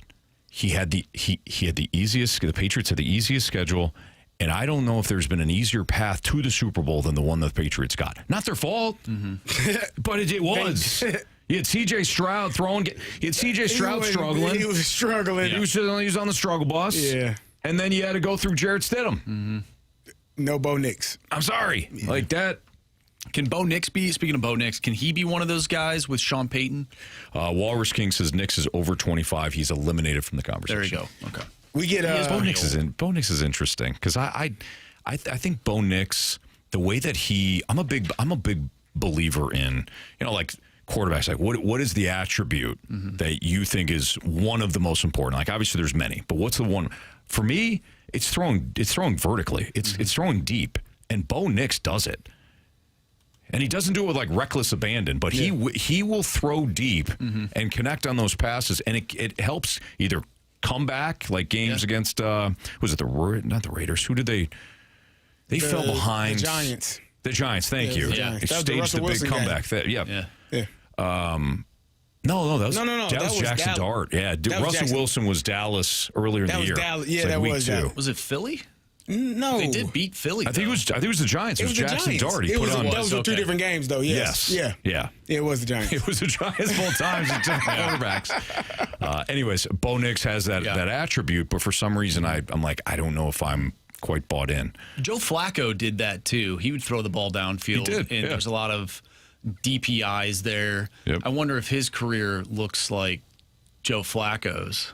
And I'm not saying that as like a dig by any means. Like Joe Flacco had a pretty good career. Yeah, won the Super Bowl MVP as well, as we know. Still Marsh. playing. I think thinking about Bo Nix, like the addition of Jalen Waddle, who we couldn't remember the other day, that might actually open. So if they can run the football, because they stunk. Oh my God, it was hard watching them run the football. Like it made me sick. Denver? Yes. Denver and Houston. Too. Watching Denver and Houston try or attempt to run the football made my skin crawl. Carey, Houston set like rushing football back. It was 10 years. bad. Well, Denver had J.K. Dobbins while he was healthy. He can't stay healthy. Well, he can't, but he was running the football really well in terms of yards per carry, except for they always gave the ball to R.J. Harvey, the rookie. They don't need to do that. Yeah. Which that made me sour because I had J.K. Dobbins on my fantasy football team. Sorry for your loss. Yeah, it was tough. So we mentioned NBA, NFL. I brought up Macklin Celebrini. I feel like he's the answer for the NHL, so we can move on to Major League Baseball. Who is that player in Major League Baseball? So 25 or younger is what we're saying, right? Essentially. Jordan Walker. I think it's Paul Skeens. Yeah. I think. I'm also looking at team success. So Paul Skeens and the Pirates, I'm sorry, they probably won't win anything. Team success. He'll be a Dodger, so. You can't go with Miz. Well, you can go with Miz, but they ain't going to win a championship. So, because you're talking championships as well. Essentially, or at least getting to that point. Like Wemby did. Like if you're a starting pitcher, your team, as we have mentioned, starting pitching is huge in baseball. That's how you win in the postseason. Mm-hmm. If your team is going to make a deep run, you are going to be the one that stands out. You're the guy they're giving the ball to in game 1 or game 7, whatever it is. Mm-hmm. Who is that guy? It doesn't even need to be a pitcher, too. It can be a positional player. It might not under 25. I don't think there is. I don't either. One. Like Bobby Witt Jr. is under 25. Your favorite player is under 25. He just turned 25. Don't call him my favorite player. If we're going to do the Sharks thing with me, I think he's talking about Pete Crow Armstrong. You know his favorite player is. You love that guy. He got a full half inning yesterday on airtime. You love that guy. I do not. You do. You called him a superstar yesterday. I stand by it. Yeah, you love him. He was a June Player of the Month. I don't think there is. Got a full half inning. Paul Skeens is the only answer. Okay. In my opinion. But he won't have team success until they trade him to the Dodgers. There you go. Yeah, or Yankees. It's coming. What about Cam Schlittler of the Yankees? Well, it would be a Yankee. Maybe Ben Rice. How old is Ben Rice? He's 20. I think he's 24. Let's see here. I mean, a rough home run derby. No, he's 27. I wish the Nationals. I'm glad you bullied me into not taking him. I know you. That was I got what I deserved in that one. Yeah, you did. I wish the Nationals were better. James Wood. Yeah, and C.J. Abrams. I like both of them. Heck of a player. I like both of those guys. Like they are really good baseball players. Mm-hmm. They just play on a team that's, What about Miguel Vargas? I like the White Sox. You do, don't you? I do. Mm-hmm. I like the. That was your team growing up. I'm rooting for the White Sox. Southside guy, huh? Yeah. Oh. Let's find people. Turned some things around, on the South Side.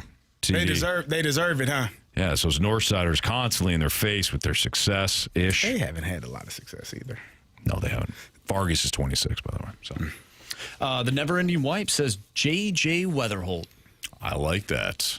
Now, I went with Jordan Walker, and you guys just decided not to answer me. I didn't hear it. He wasn't looking at you. That's why you didn't hear it. I was too busy listening to PCA for my guy. Yeah, it's true. It's Fastlane on 101 to ESPN. We've got Prove Me Wrong next. So if you want to participate, this is where you can send in a statement that you want to see CD or me have to prove wrong in the eyes of our judge, Andrew Marsh. So the text line, the Air Comfort Service text line is 314-399-9646. Again, send in your Prove Me Wrong statements. We'll do Prove Me Wrong next.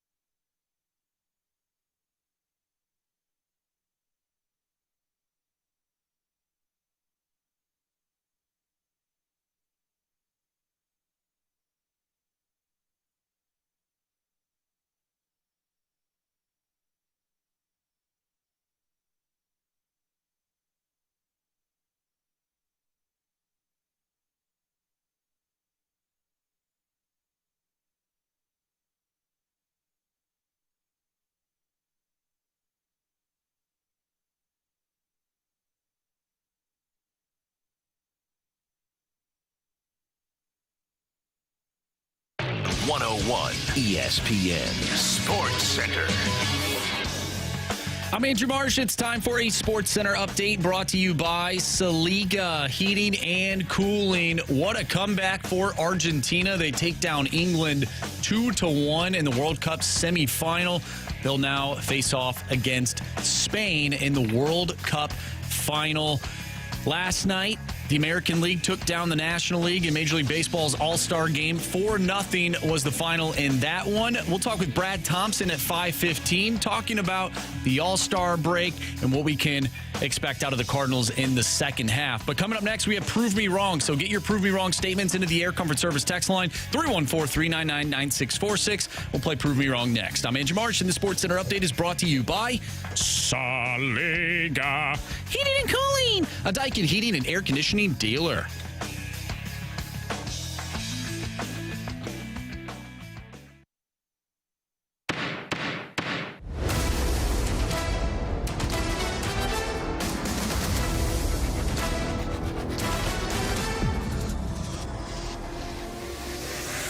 Prove me wrong, kids. Prove me wrong. Time for Prove Me Wrong here in the Fast Lane on 101 ESPN. This is where you can send a statement to the Air Comfort Service text line at 314-399-9646.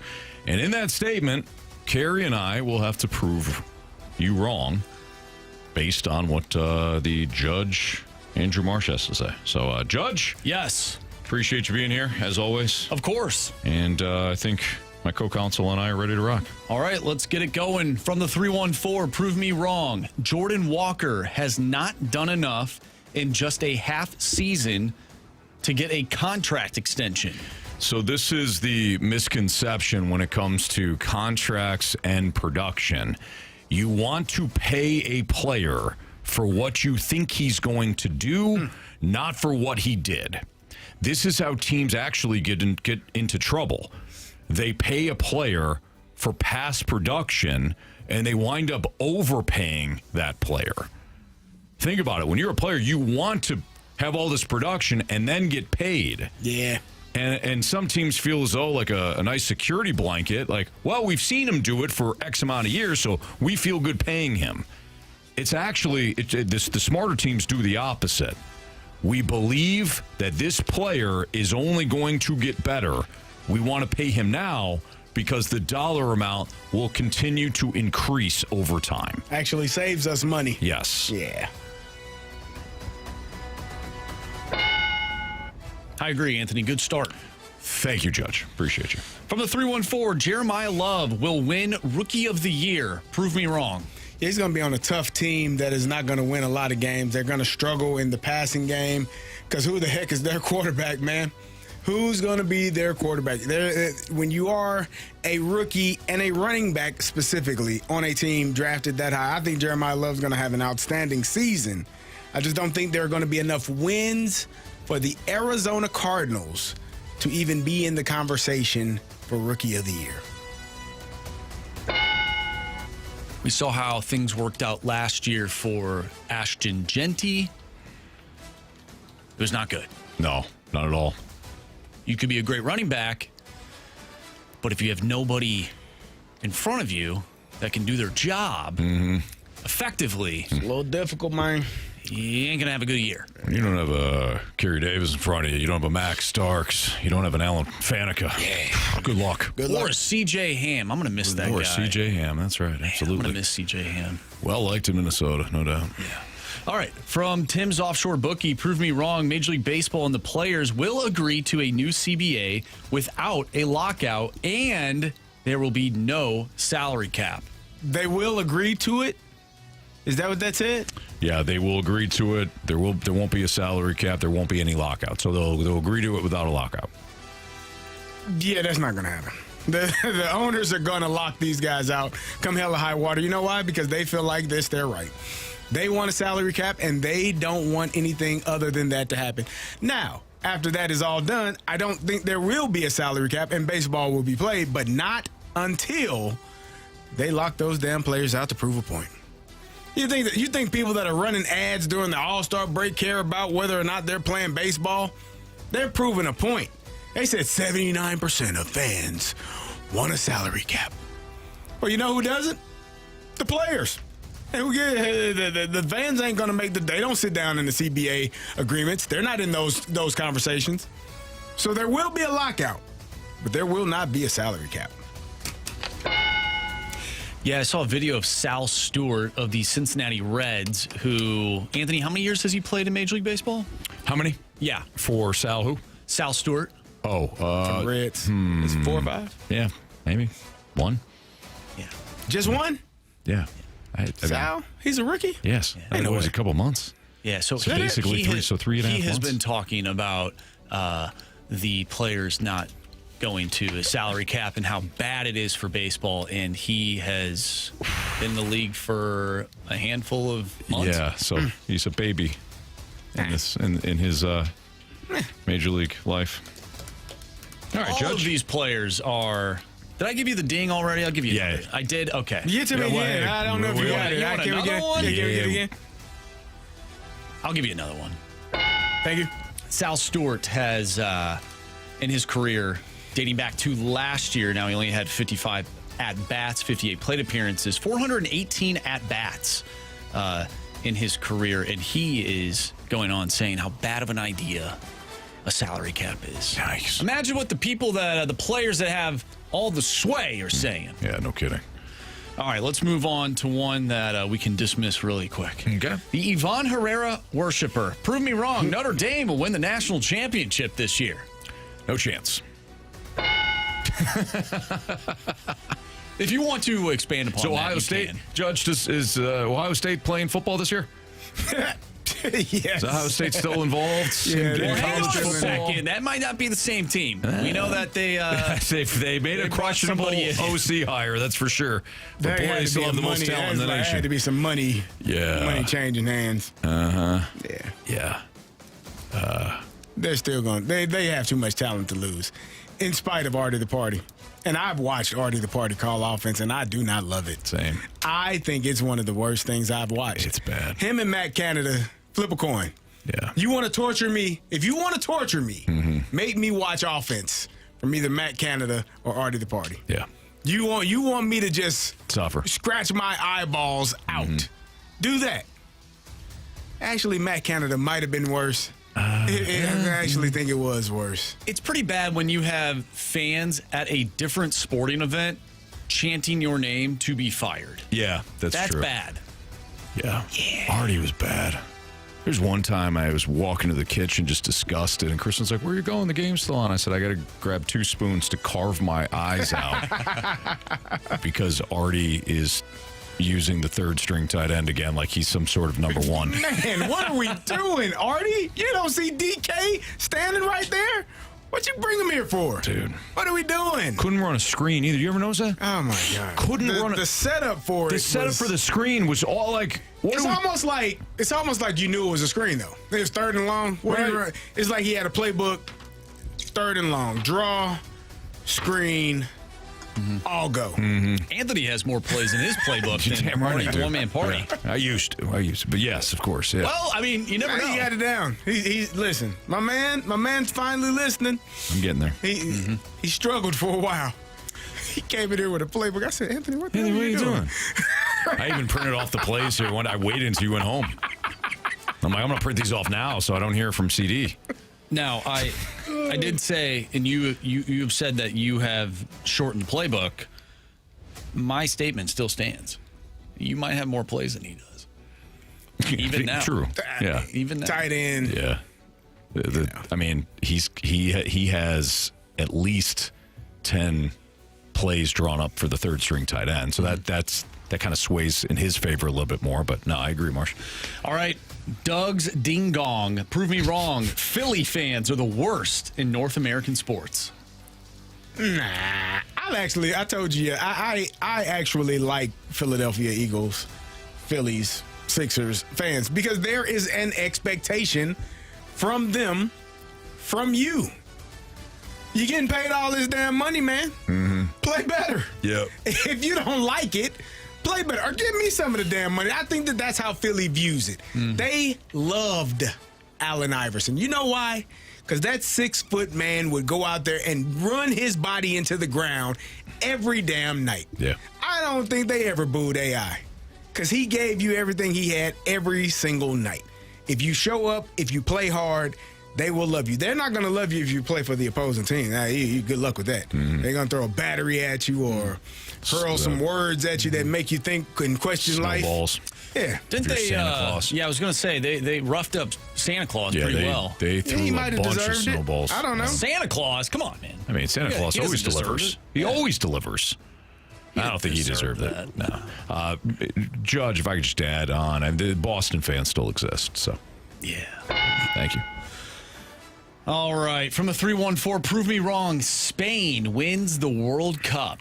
No, it's Argentina. Argentina's going to win 3-2. I don't think there's any doubt about this. And now you might think to yourself, 3 goals, that's a lot, especially against a Spain team that defensively is the best in the World Cup. But listen, Argentina, did you see the way they pressed? They scored 2 goals in less than 5 minutes today, Judge. I mean, the defending champs.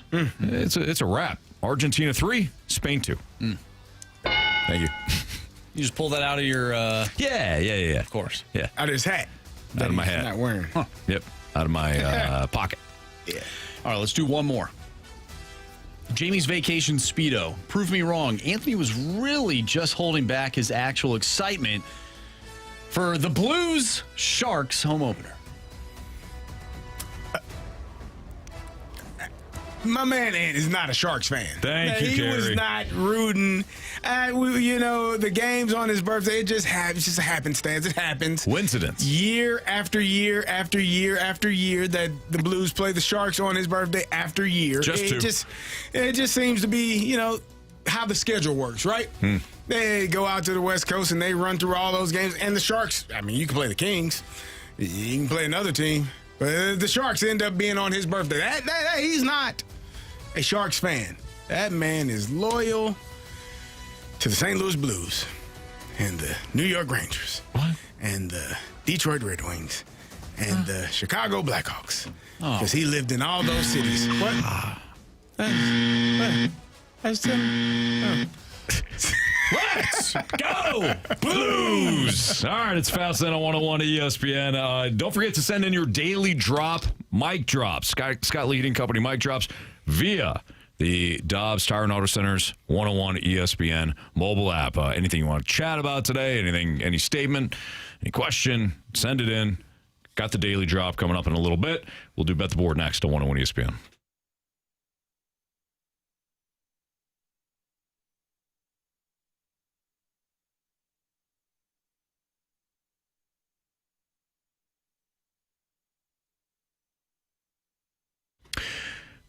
Take my advice on this, please.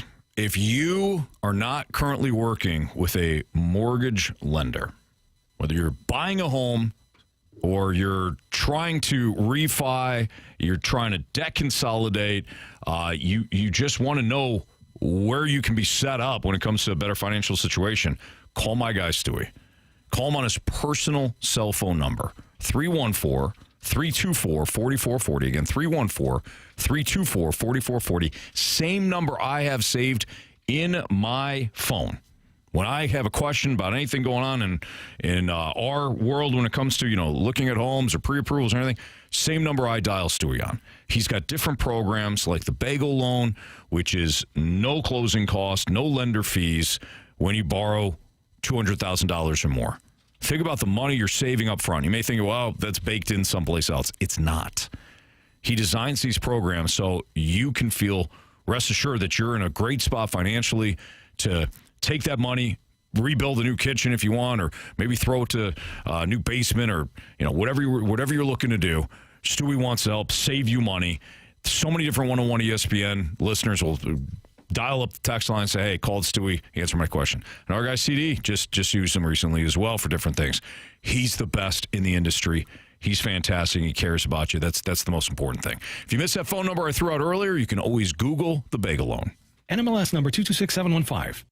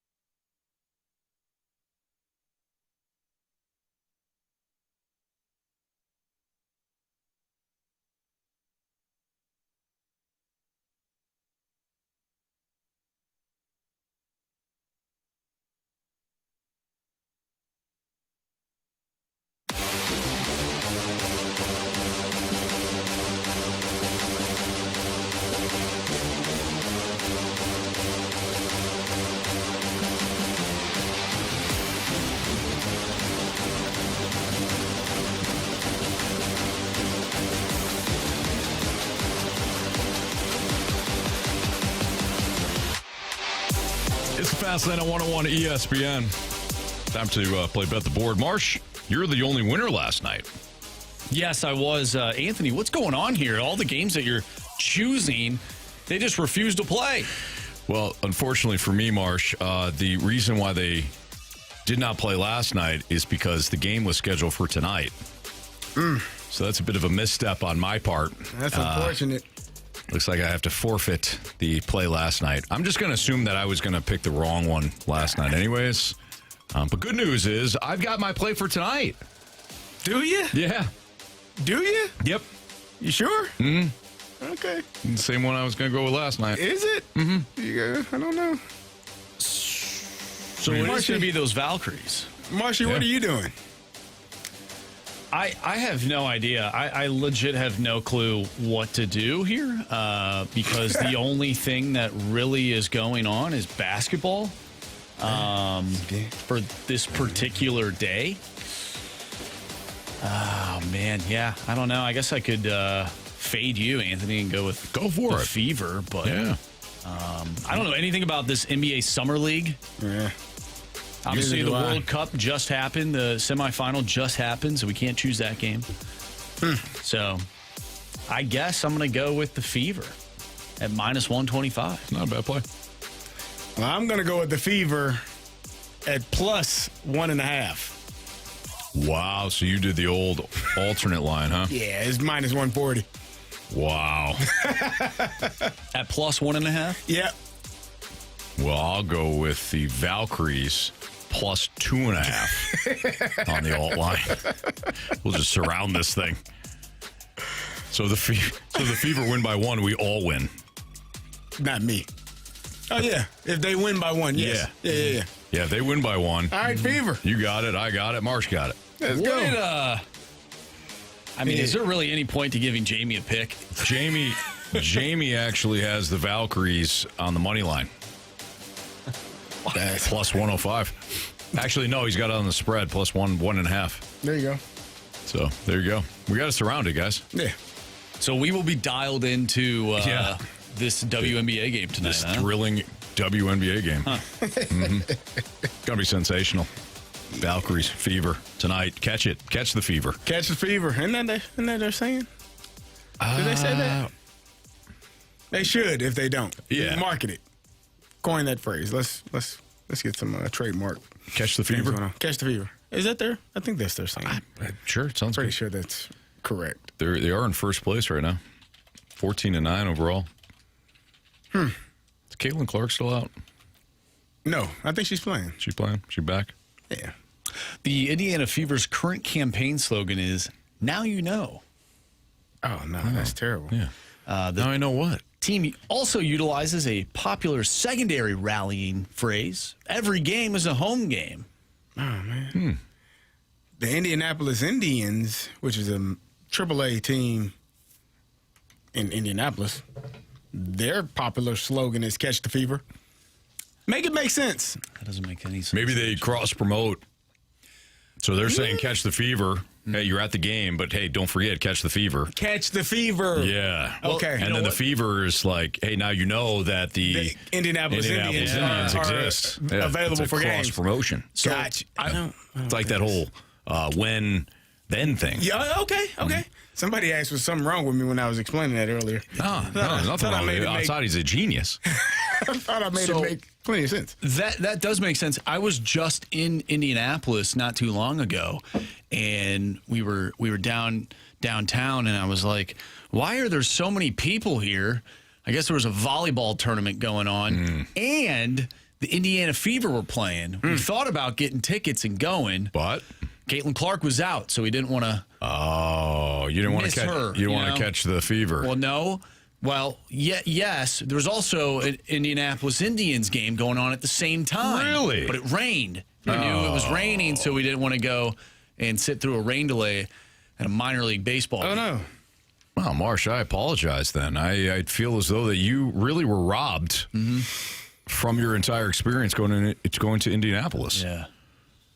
And our vehicle broke down on the way there. Oh, jeez. On the way home. there? I'm saying on the way back, yeah. That was a bad day. Marsh was not happy that day. On the side of the highway for 2 hours. Oh, that was the golfing tournament?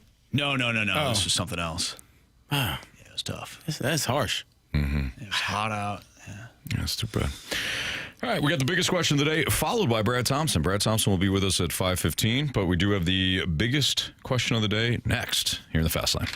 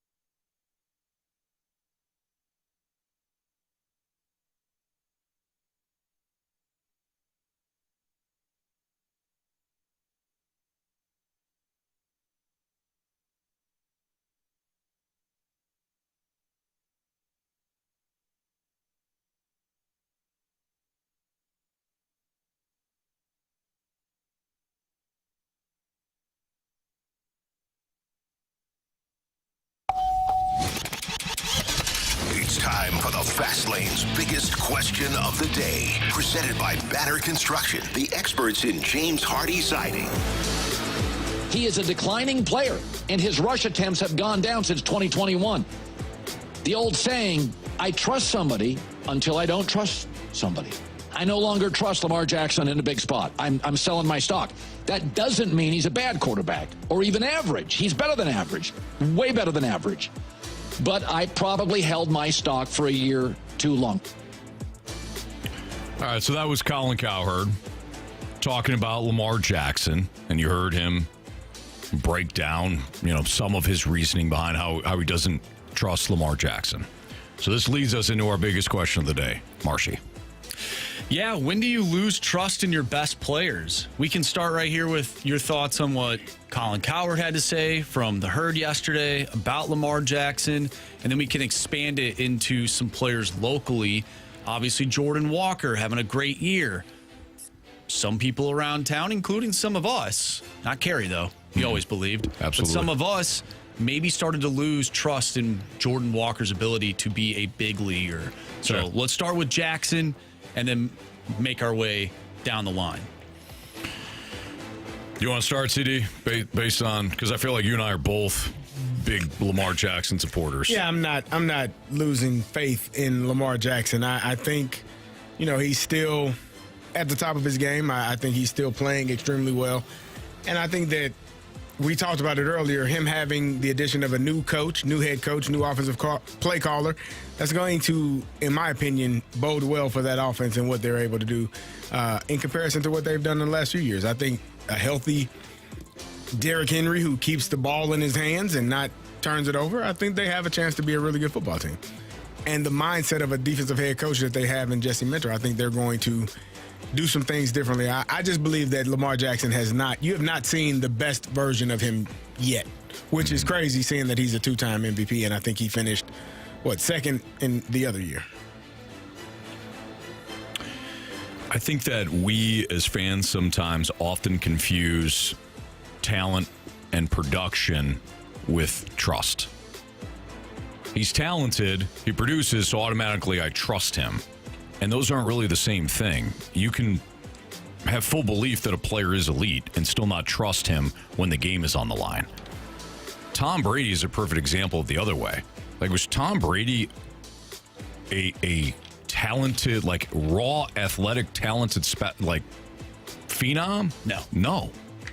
We all remember the picture of him for his NFL Combine where he's standing there looking like he should be writing up tax returns as opposed to playing in the NFL. Yeah. But it was his determination to get better each and every day. Same attributes that Kobe Bryant had, same attributes that Michael Jordan had.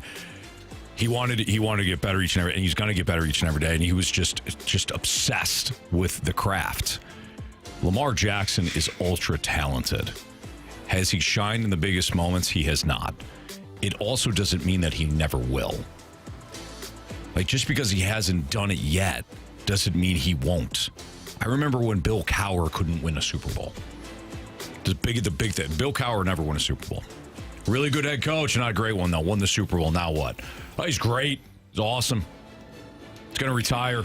He'll come back. Everybody wants him now because he's a Super Bowl winner. Peyton Manning, same deal. Peyton Manning couldn't win the big one. Never beat Tom Brady, and then he did. Won a Super Bowl. So, Lamar Jackson winning a Super Bowl, I think, is still very much in play, even though he hasn't done it yet. Now, going back to Jordan Walker here. Jordan Walker's a great example of this. Walker is in Lamar's equivalent in terms of accomplishments, as we know, because he's just starting. But I think he's a perfect illustration of how fan trust kind of evolves with the player. Mm-hmm. So let's look back. Let's think of the timeline of Jordan Walker. In 2023, it was, man, I can't believe how talented this kid is. This kid's going to be amazing. He's going to make the Cardinals out of spring training. He's going to be great. Flash forward to 2024. He'll figure it out. 2025 is, man, Cardinals are messed him up. Or maybe 2024 was Cardinals messed him up. 2025 it was, maybe he's a bust. Maybe he's just not going to figure it out. Won the home run derby on Monday night, All-Star. He's going to be in the MVP conversation if he continues doing what he's doing. Not all success is linear. We've talked about this before, CD. Even though a player is talented, doesn't mean he's just going to do, 1 year he's at this level, then he's on level 2, then he's on level 3, and he's on no. Right. He might get to level 2, fall back to level 1. He may skyrocket to level 3, then fall back to level 1. it doesn't go in a linear process. Mm-hmm. So I think the two things are pretty comparable. Now, to your question, when do we start to lose trust in a player? What do you guys think about that directly? Because I mentioned before, when do you start to lose confidence? When do you start to lose trust? Like this guy's just not going to figure it out. Like what? That's why it's weird to hear Colin Cowherd say that about Lamar Jackson. Again, a player that is still playing as one of the top quarterbacks in the NFL. I think you start to lose trust in a player when they're not attaining the level of success that you like. A lot of people lost trust in Jordan Walker. Even coming into this season, people thought that he's not going to be able to do it. Mm-hmm. And even now that he has done it for a half a season, it's just half a year. Like, I think when you're struggling to play the game at the highest level, that's when people start to lose trust.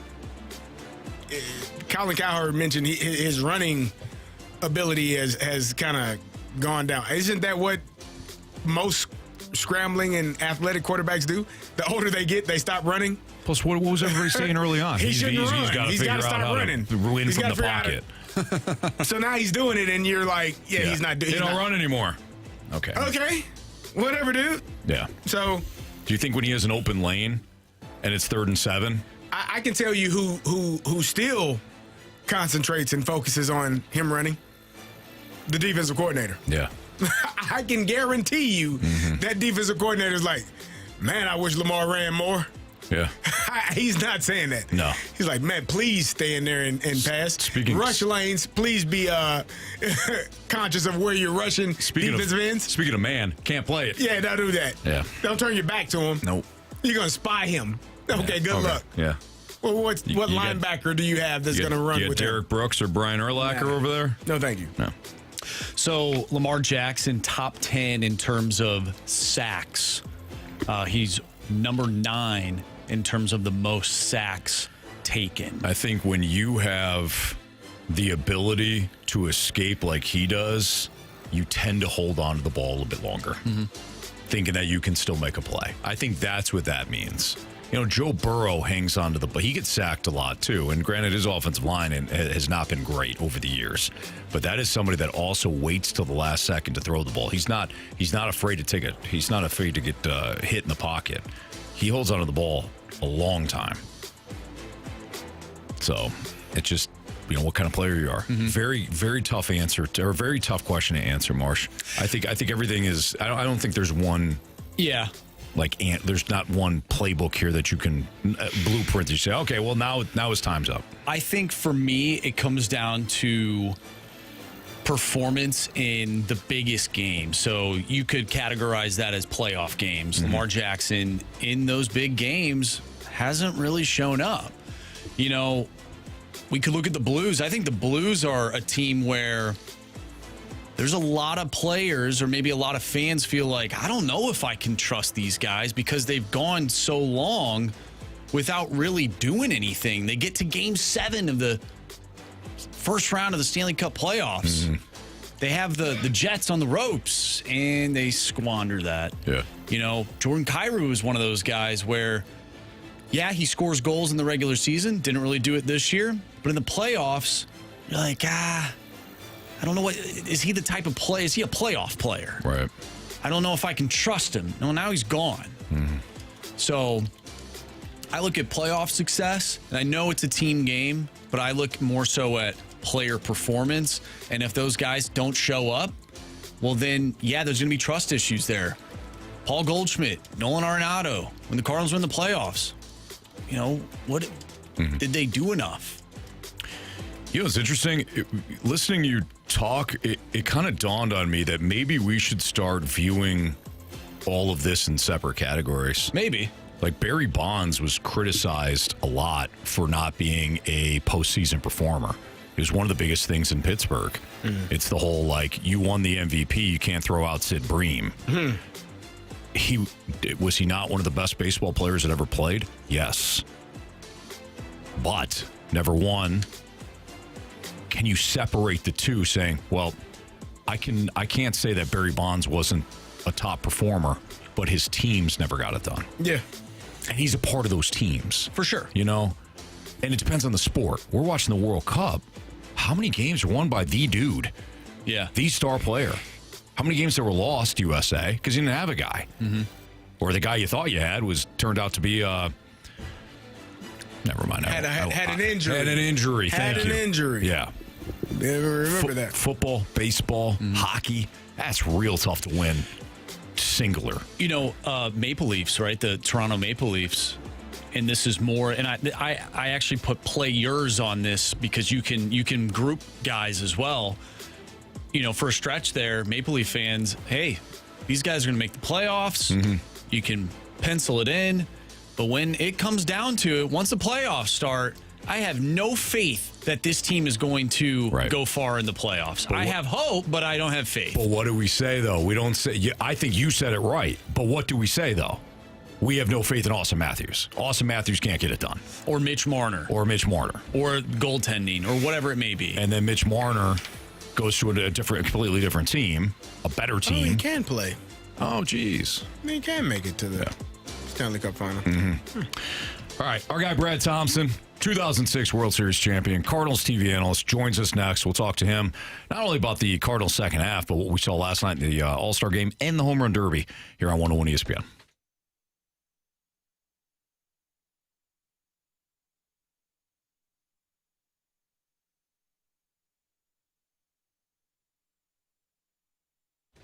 Your garage door is something you might not think about a lot. I certainly didn't give it much thought until one day I couldn't open the garage door. I sat there and I'm like, this is a problem. Now I got to unhook it and I got to move it up and now I got to call somebody. People I called, Don's Garage Doors. They're a St. Louis company. They understand what it means to take care of your neighbors. Their technicians live, work right here. Their approach is simple, and I love it. They show up, which they did for us. They did it right, and they stand behind their work. And here's a good rule of thumb to think about. Your garage door should not be talking to you. If you're hearing squeaks, grinding, shaking, or unusual noises, that's your garage door telling you that something's up. And right now, Don's Garage Doors is offering a complete garage door tune-up for just $29.95. So for less than $30, you can pay to have an easy way to keep your door operating safely and smoothly and potentially avoid a more expensive repair later on. And if you've been thinking about completely upgrading, you can save $500 on a new insulated garage door with 0 payments for 12 months, fast financing approvals, and no surprise fees just for calling 866-4-DONS-DOOR or visiting donsgaragedoors.com today. Book your appointment. Trust me on this. You don't want to be left out in your driveway because the garage door won't work. Call them now. Again, 866-4-DONS-DOOR. It's Don's Garage Doors.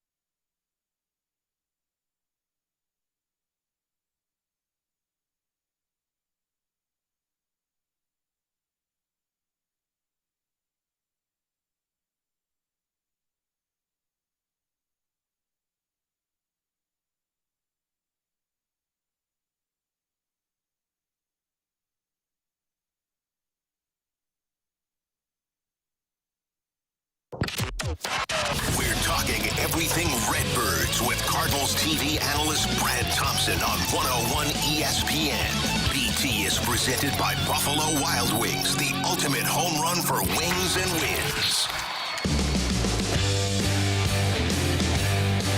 It's a Fast Lane on 101 ESPN. No Jamie Rivers today. Carey, Marsh, Stalter. And let's head to the Callier and Thompson phone line. We're joined by our 2006 World Series champion, Cardinals TV analyst, Brad Thompson. Brad, I was thinking about you last night. I was watching some of these pitchers work, and I thought to myself, boy, this is vintage Brad Thompson that we're seeing. The movement, the velocity, it was all there. Yeah, what were you watching? Were you watching some Little League World Series action? What were you getting into? No. I was watching the All-Star Game, man. The All-Star Game. Yeah. No. Anthony, I needed that today. Thank you. Yeah, Thank you so much. That's exactly, you guys remember, I kind of just said no every time they voted me to the All-Star Game. Yeah, you didn't want to show anybody up. I remember those days. I'm good. Yeah, I'm good. I just much rather just spend that downtime getting ready for the rest of the season. But what an honor for those guys, man. It was cool to see some Cardinals represented. No doubt. I felt terrible for our guy Riley O'Brien, obviously not trying to do anything like that, and he went to great lengths to try to apologize to Junior Caminero. When you saw that, was the literal, like, where your verbal was like, oh, no? Yeah, bad word as soon as it happened. But that's the last thing that anybody ever wants to have happen, right, at an All-Star game, is to hurt somebody. And the way that dude throws, I mean, he's dangerous because his arm is so live. So, yeah, I know he, like you said, he went to great length and checked in and visited and made sure he was good to go. But, yeah, it was a scary one for him for sure. BT, real quick, going back to the All-Star game, boy, the pitching depth for Major League Baseball, I thought was on display last night. No Paul Skeens, no Jacob Mizorowski, no Zach Wheeler, no whoever other stars. They didn't pitch last night, and yet these guys were absolutely filthy. Was last night another not so subtle reminder that pitching in Major League Baseball right now, I mean, the depth is outstanding. Yeah, it's as good as you're going to get, and that's the thing. It's every arm that comes out of a bullpen or seemingly certainly at an All-Star game, every arm that is going to be there is electric. Like, these guys are freaks of nature good, right? The hard part is sustaining that for the long haul. There are some guys that are just different, right? Some guys that your Scoobles and your Skeens and your Mizorowskis, like, those guys are different beasts that they can kind of put it together for a long haul of dominance. But, man, pitching is so good, and I don't see this taking a step back. Like, pitchers are getting more and more dialed in earlier. They're getting more finely tuned at a younger age. Like, pitching is going to continue to be dominant. The question is, can we keep all these guys healthy? I think that's going to be one of the biggest keys along the way. BT, I know you were watching that home run derby on Monday night, and I know you were jumping out of your seat. What did you make of that moment, and how spectacular was that for that young man, Jordan Walker? Dude, that was so cool. I've never heard, and Philly, as you know very well, Terry, they love to boo people. Yeah. Like, that's one of their favorite things. And they were doing so not because of Jordan, as we all know, but they were backing their guy Schwarbs, right? But for him to step up and have that moment with an entire ballpark, thousands and thousands of people against him, every time he didn't hit a home run, we're cheering like crazy, and every time he hit one, it was silent. Like, that is a weird environment to try to have success. And he just stepped up. And the calmness that we've seen over Jordan Walker over the last few years, even through the struggles, man. Do you guys recall a time where you ever saw Jordan Walker throw his helmet or is cursing, yelling out, going off the field, or he's just not him, right? So the poise that he has was perfect for that moment. Like, him being able to stay in the moment and just stay within his swing and stay within himself. And by the way, shout out obviously to him. KT though, throwing some BP, was doing a good job too. He was. I bet he's going to get a little cut of that. Chances are. That's awesome. We'll lobby for it. But it was so cool to see that. And look, I know that there were a lot of people probably internally and externally that have said, man, we don't want our guy to do the home run derby. It'll mess up his swing. Look, you had a chance to showcase one of the most shining younger talent talented players in the game of baseball on the biggest stage, and he stepped up, right? Cardinals over the last few years, and we've talked about this, what has been lacking, among other things, right? I mean, there's been some things that they're building up towards, but what's been lacking is star power, right? Like, you think about it, it's like, who am I going to buy a ticket to go to the ballpark and see? And Jordan Walker is starting to answer that question for you, man. He has been one of those guys. It's so cool to see him do that. Speaking of Jordan Walker, just staying on him for a second here, Brad Thompson, we are talking to our guy BT here, Cardinals TV analyst at Cardinals.com. When it comes to just his journey, is there a time that kind of pops in your head where, you know, he's struggling, he's trying to figure things out? Is there anything that comes to your mind after watching what he's accomplished so far this year that kind of makes you proud as a former player to watch him have success? Yeah, man. Well, I think there's a lot of moments. Like, he's handled so many things really well. He's handled the media really well. He's handled any scrutiny very well. He's just got a really good head on his shoulders. But for him being a guy a couple of years ago of making the ball club, right, and putting up some good numbers, but not hitting for power, them still asking him to make adjustments and make some changes along the way. But him getting sent down, like, that to me was the biggest thing. Like, he got sent down. That is the biggest kick. And I can tell you, because it happened multiple times. It does not feel good when that happens. But the first one's like the worst. Like, you feel like you're a big leaguer and then you have success. And remember his first year when he was putting up some numbers early, it was Jordan Walker, Rookie of the Year. Like, he's going to win it. This is the guy, front runner, MLB Network, ESPN. Like, he was the guy, especially preseason stuff. And then it didn't come to fruition. And then last year, like, having his struggles, like, some guys get a straight line. Some guys get drafted in the first round and have no struggles, and you're good to go. Others have to detour a little bit, and I think that he had to have a small detour. I think he needed some of those failures, if you will, along the way to build him up, not only to the player that he is right now, but mentally strong, right, as a human.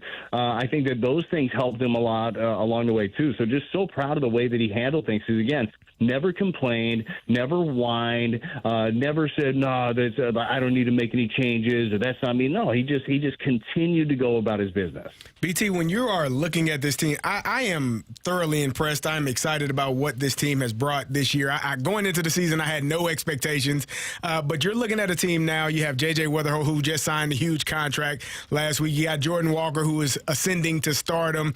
You got a team that is really playing hard every single night and putting themselves in position to win games. What have you made of this season thus far?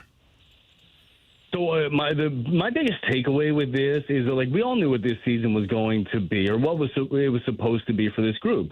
It was another prove-it season. It was here we go, we're going young. You traded away 4 All-Stars, and you're giving some guys some opportunity. But what has really stood out is what they've made of it. Like, there is true ownership. If I had to pick a word, like, ownership is a pretty good one for this young team with not only this season, but the future of the organization. Like, they are taking ownership in it, and that is something that Ollie has really preached to them, and Chaim Bloom has preached to them, is say, hey, the future is yours. Like, you have a chance to pave the way of what this organization looks like for the next 5 years, for the next 10 years. Like, here is the group.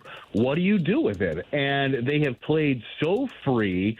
They have worked so hard. And again, like you guys know, you're around pro athletes all the time. You are a pro athlete, Carey and Anthony. You know you got a pro athlete heart. I've told you that forever. Thank you. Thanks, BT.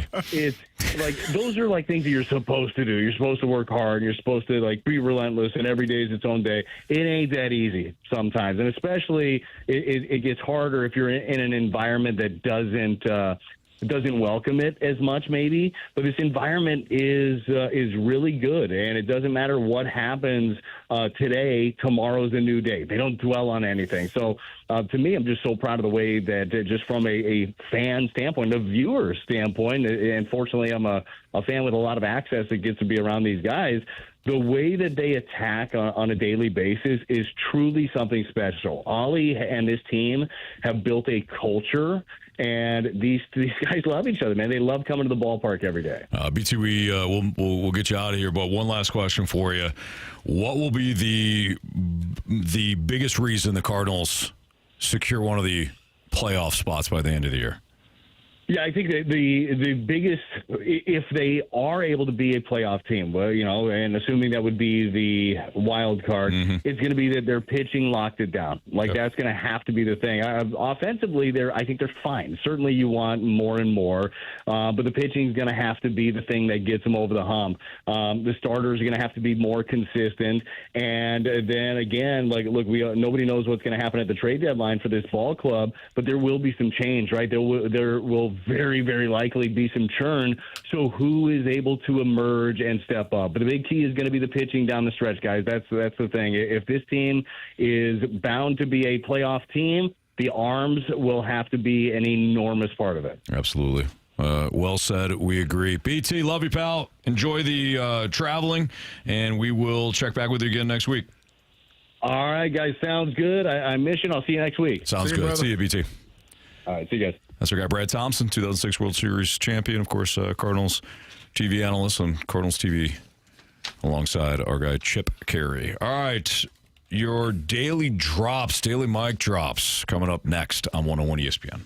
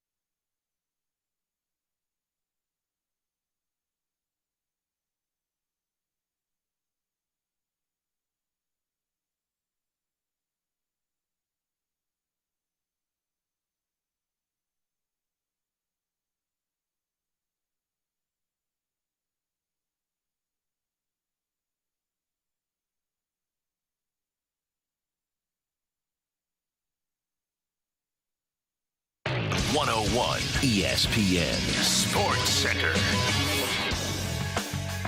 I'm Andrew Marsh. It's time for a Sports Center update brought to you by Universal Windows Direct. If you have missed anything from today's show, including our interview with Brad Thompson that we just had, make sure you go to 101ESPN.com or check out the free Dobbs Tire and Auto Center's 101 ESPN mobile app. Just head to the podcast page and you'll find all of our shows there, all of our interviews, and it's all brought to you by the Schaefer Door Company. The American League took down the National League last night in the All-Star Game, 4-0 the final, and Argentina with an impressive comeback against England. Argentina heading to the World Cup final to take on Spain. Coming up next, we have the Daily Drop. I'm Andrew Marsh, and the Sports Center update is brought to you by Universal Windows Direct. You'll be saying, I love my windows.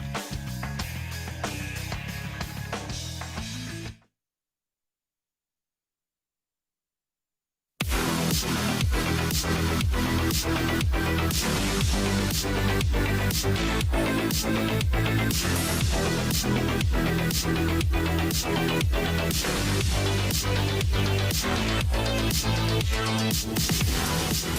always, afternoon, gentlemen. For your daily drop today, I looked at the old calendar, and yesterday was National Mac and Cheese Day. Today is National Hot Dog Day, or glizzies for some of us. Got me thinking, what is the best food holiday ever? Outside of Thanksgiving, that's a given. Outside of Thanksgiving, what is the best food holiday ever? Peace. Wow. That's good. That's good, You threw Caleb. me off without the Thanksgiving. Thanksgiving, is... He took away the poster child. Yeah, man. What are we doing here? Is it 4th of July? I mean, That's a good one, certainly. Labor Day? Memorial Day is a good one. Well, any sort of grilling day, yeah. I'm going to go with Easter. So you're thinking like Easter ham, and it's kind of like Thanksgiving's cousin. A little bit. I think I would go with Christmas Day then, because Christmas could be like Thanksgiving's brother. Or close sibling. Yeah. No, you don't feel that? You're not feeling it? I mean, yeah, no, it is, but I don't know. We usually don't do like a big Christmas dinner. Yeah. We usually do it's like a party, so the family party, and then But you people have to bring over cook. small dishes. Yeah, because everything's closed. Yeah. I have a day. Hash browns comes by Super Bowl day. I was just about to say that. I'm sorry. No, Marsh. who I got was it, so hash excited. browns? I thought, hash browns. Took Go ahead, my Marsh. thunder. No, I was going to say it's not a holiday. It should be, but It is a holiday. Super Bowl Sunday. That's a good one. Yeah. I think we got to go with old hash browns and Marshy. I think it's Super Bowl Sunday. I'm with you. You got dips, pizza, wings. I mean, some brouhaha. You can bring whatever, really. Meatballs, those Swedish meatballs. Maybe some jalapeno poppers. Oh. Yeah. You know what I mean? I feel you, man. Yeah. Is there one that we're missing? Another holiday that we're missing? No, because we mentioned like 4th of July. Halloween's just candy, so not a meal. Valentine's Day, no. New Year's, not really known for a food type day. It's more of a recovery day. For sure. New Year's Day, that is. New Year's Day, yeah.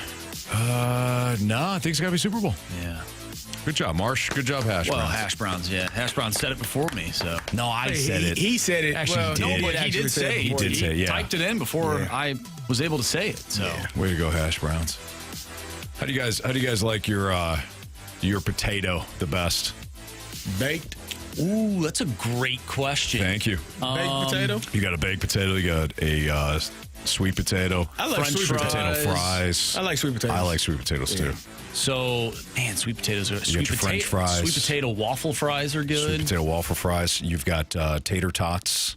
Yeah, that's a good You've one. got You got a lot of options there. I know, that's what I'm saying. Loaded mashed potatoes. Oh, loaded tater tots? You ever have loaded tater tots? Yeah, man. Yeah, man. Fast lane out of here with that. I think I am going to go, and this is because it's something that I don't have all the time. It typically occurs during these holidays, but I'll go with the cheesy potatoes. Yeah. The cheesy potatoes. Okay, good. Guys, a lot of options there. Here's the best news that I can deliver for you.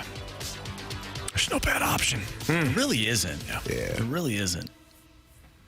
I agree. Mm-hmm. Even those potatoes that you put in that you'll have with like a stew, you get all soft. Sure. Yeah.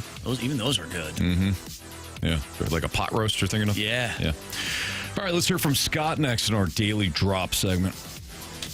I think right now the biggest issue with baseball is there going to be a lockout, and will it be the entire season in 2027, wiping it out completely?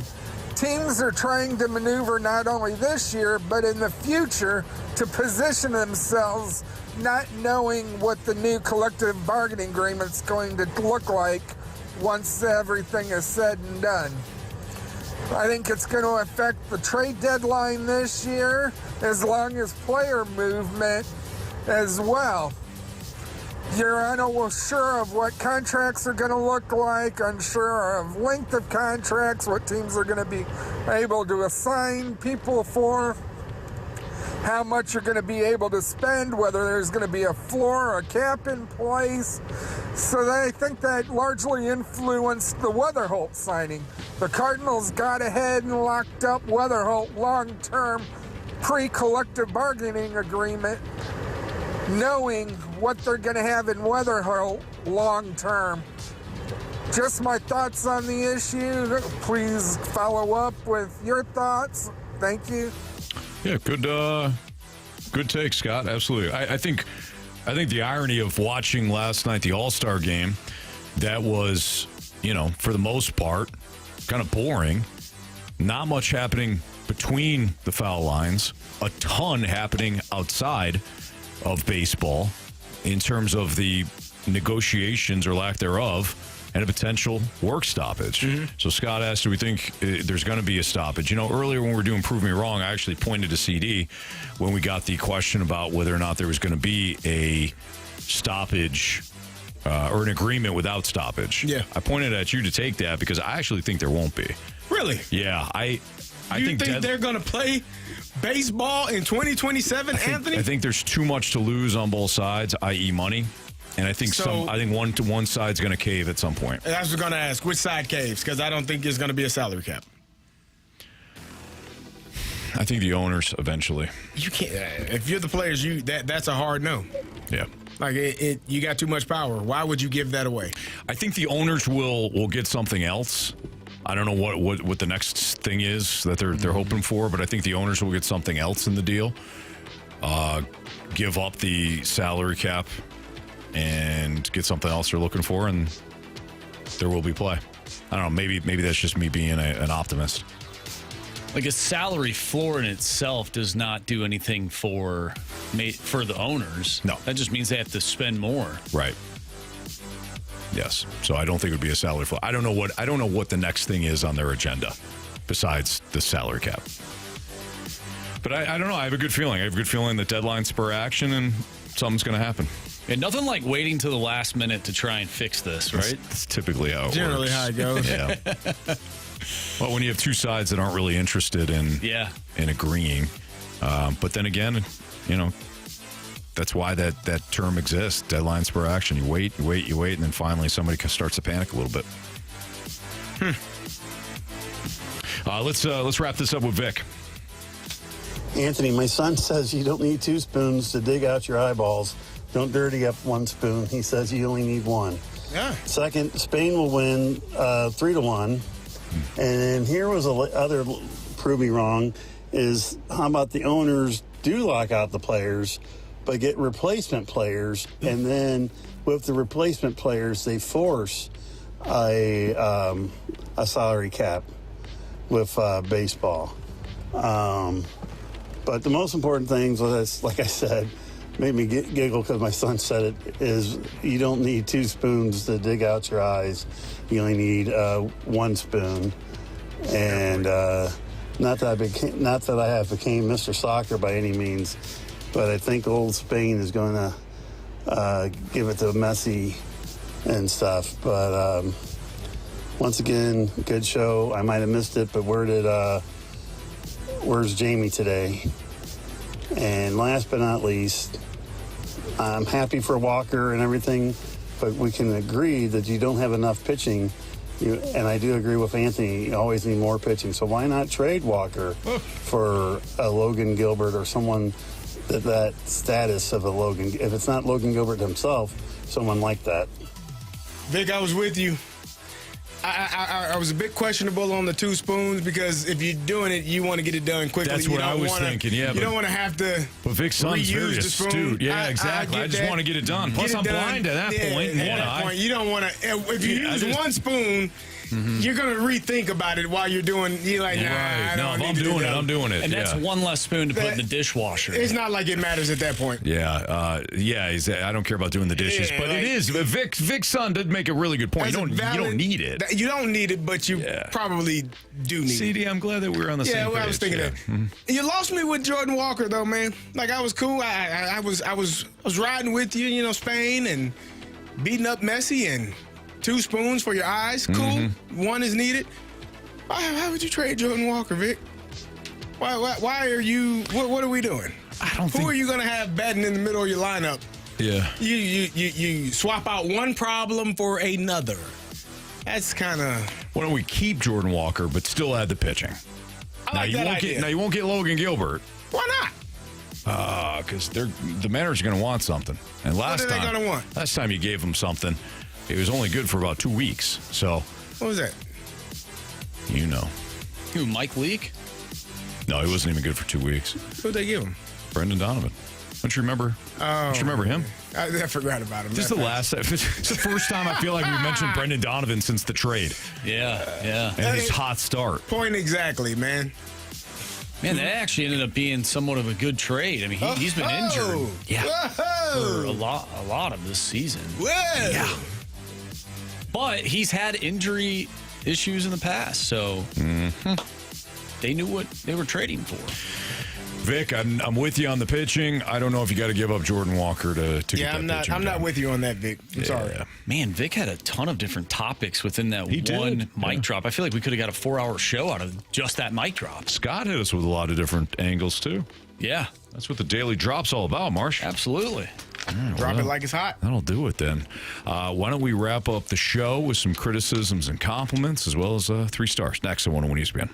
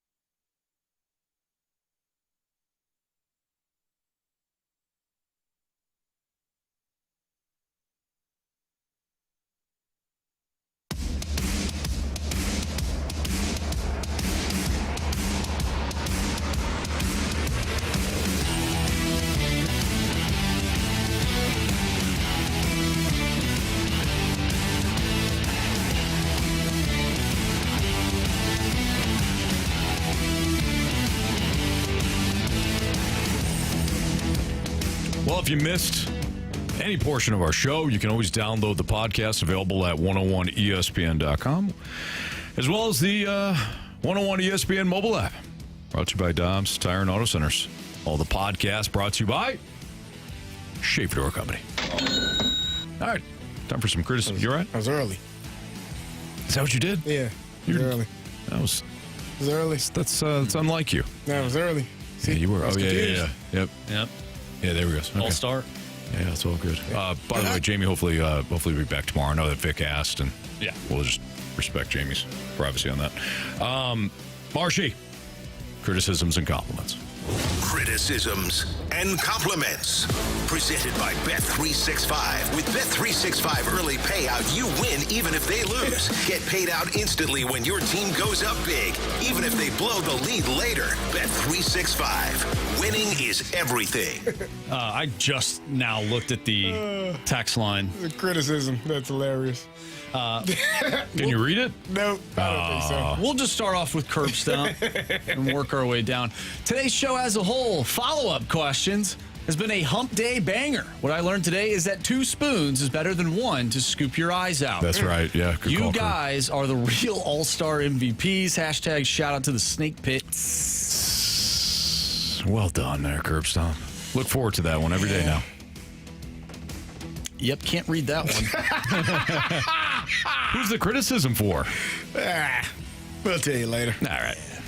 For the 314, in a scenario involving losing both of your eyes, Marsh is concerned about doing dishes. This is true. That is true. That is I mean. Yeah, you did go to the dish aspect. Who the hell cares about the dishes? I can't see what's in that I can't see sink. anything. Guess what? I don't have to watch Artie Smith's offense anymore. I'm good. Yeah. I don't have to either. I will be in Columbus for the game, though, when we play him. I'm going to be laughing, laugh. Hopefully I'm laughing. Will you? Hopefully he doesn't get it together. Will you go up to the coaching staff and just say, hey. Thank you. No. The Illinois coaching staff. Oh. And say, hey. This guy likes his tight ends. Watch those tight ends today. He's going to use a tight end. This is a tight end going to catch 3 to 5 passes. Mm-hmm. Jeremiah Smith might not catch any, but that damn tight end is going to have 8 to 10 targets between the 8 of them. Yep. Yeah. Mm-hmm. You're going to use 8 of them. Roster full of tight ends. Smith? Nah. One of our listeners just criticism for Vic and his Jordan Walker take. I'll just leave it at that. Oh, okay. All right. Yeah, actually, not just one, but a few of them. Oh, you know what? Not okay. everybody's going to agree on everything. No, you know? no. Come on. By the way, what makes the world go round, Marsh? Of course. Yeah. I have a question for you. Sure. Why spoon, not a fork? Because you can stick the fork and just pull it out. I could. I was thinking scoopage. Okay. Like scoop it out.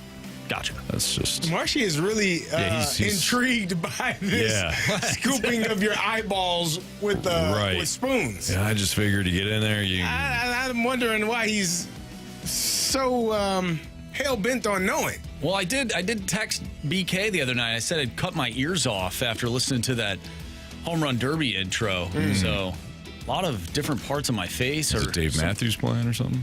No, it was Will Ferrell, Luke Wilson, and Jimmy Tatro. No, now I remember. Got it. Matthews Band. Yeah. Who's the other one you hate? Oh, Mr. Brightside. Yeah. But yeah. The Killers. Well, I don't like that song, especially not as a quote-unquote banger. It's a banger. You know what I forgot to do? I forgot to show you that All-Star Game national anthem from a few years ago. I forgot to do that. Maybe we'll do it at the end of the show. Man, it was bad. It was bad. Waterboy from the Snake Pit says Anthony will be a replacement player, starting second baseman for your St. Louis Cardinals. I'm going to. I'm ready. I'm trying.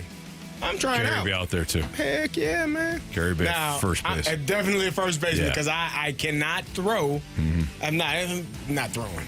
Yeah, that's fine. But I can pick it. I can scoop damn it. right. Can you scoop it? I can scoop it. So can Anthony, apparently. Yeah, it's just the throws that become a problem. Yeah, my arm is not We'll be all right. Not in a place to throw any baseballs. Maybe I should be a DH. That's fine too. Listen, you're going to be on the team. Yeah, I am. They're going to need us. That's for sure. You want to win games? Yeah. Yeah. I mean, when you want to go with replacement players, I think the local radio station is where you go to first. I think that just makes sense. Yeah. We got this thing covered. By the way, before we get to our 3 stars of the day, some honorable mentions for best holiday for food. Oh. Some that we did not mention. Cinco de Mayo. Wow. Yeah. That's a good one. That's a real good I one. don't know how you forgot that one. And St. Patty's Day. That's more of a beverage day, I'm not going to go with that. Yeah. I'm not a big Irish food guy. Corned beef, cabbage. I'm not into that stuff. Yeah. I'm good. I'm not. Yeah. It's not me. I'm not a big cabbage guy. No. So, if you like the Irish, like Kristen's family's all Irish. So a lot of the time we do the corned beef and cabbage meal. Hold the cabbage for me. You know, do you not like vegetables and fruits? No, I love fruit. I'm asking you. I like certain you don't vegetables. like grapes? You I do don't not like grapes. What other fruits don't you like? I think the blackberry is one of the most underrated fruits in ever, Bob. Okay. Raspberries, awesome. Bananas, pears, peaches, not the strawberries, blueberries. Okay, that was going to be rude of me, so I wouldn't say it. I'm not going to say it. He's not going to do it. Okay, well, good. Thank you. I was just going to say oranges, clementines. Oh, thank you. I was going to say not the normal fruits. Apples, normal? Oranges. You like blackberries. I love, yeah. Have you ever had blackberry? And raspberries. Yeah. They're pretty good. They're outstanding, Marsh. You like cherries? I love cherries. You like frozen cherries? Sure. Yeah. Interesting. Vegetables, I'm a little bit more picky. I like asparagus. I like peas.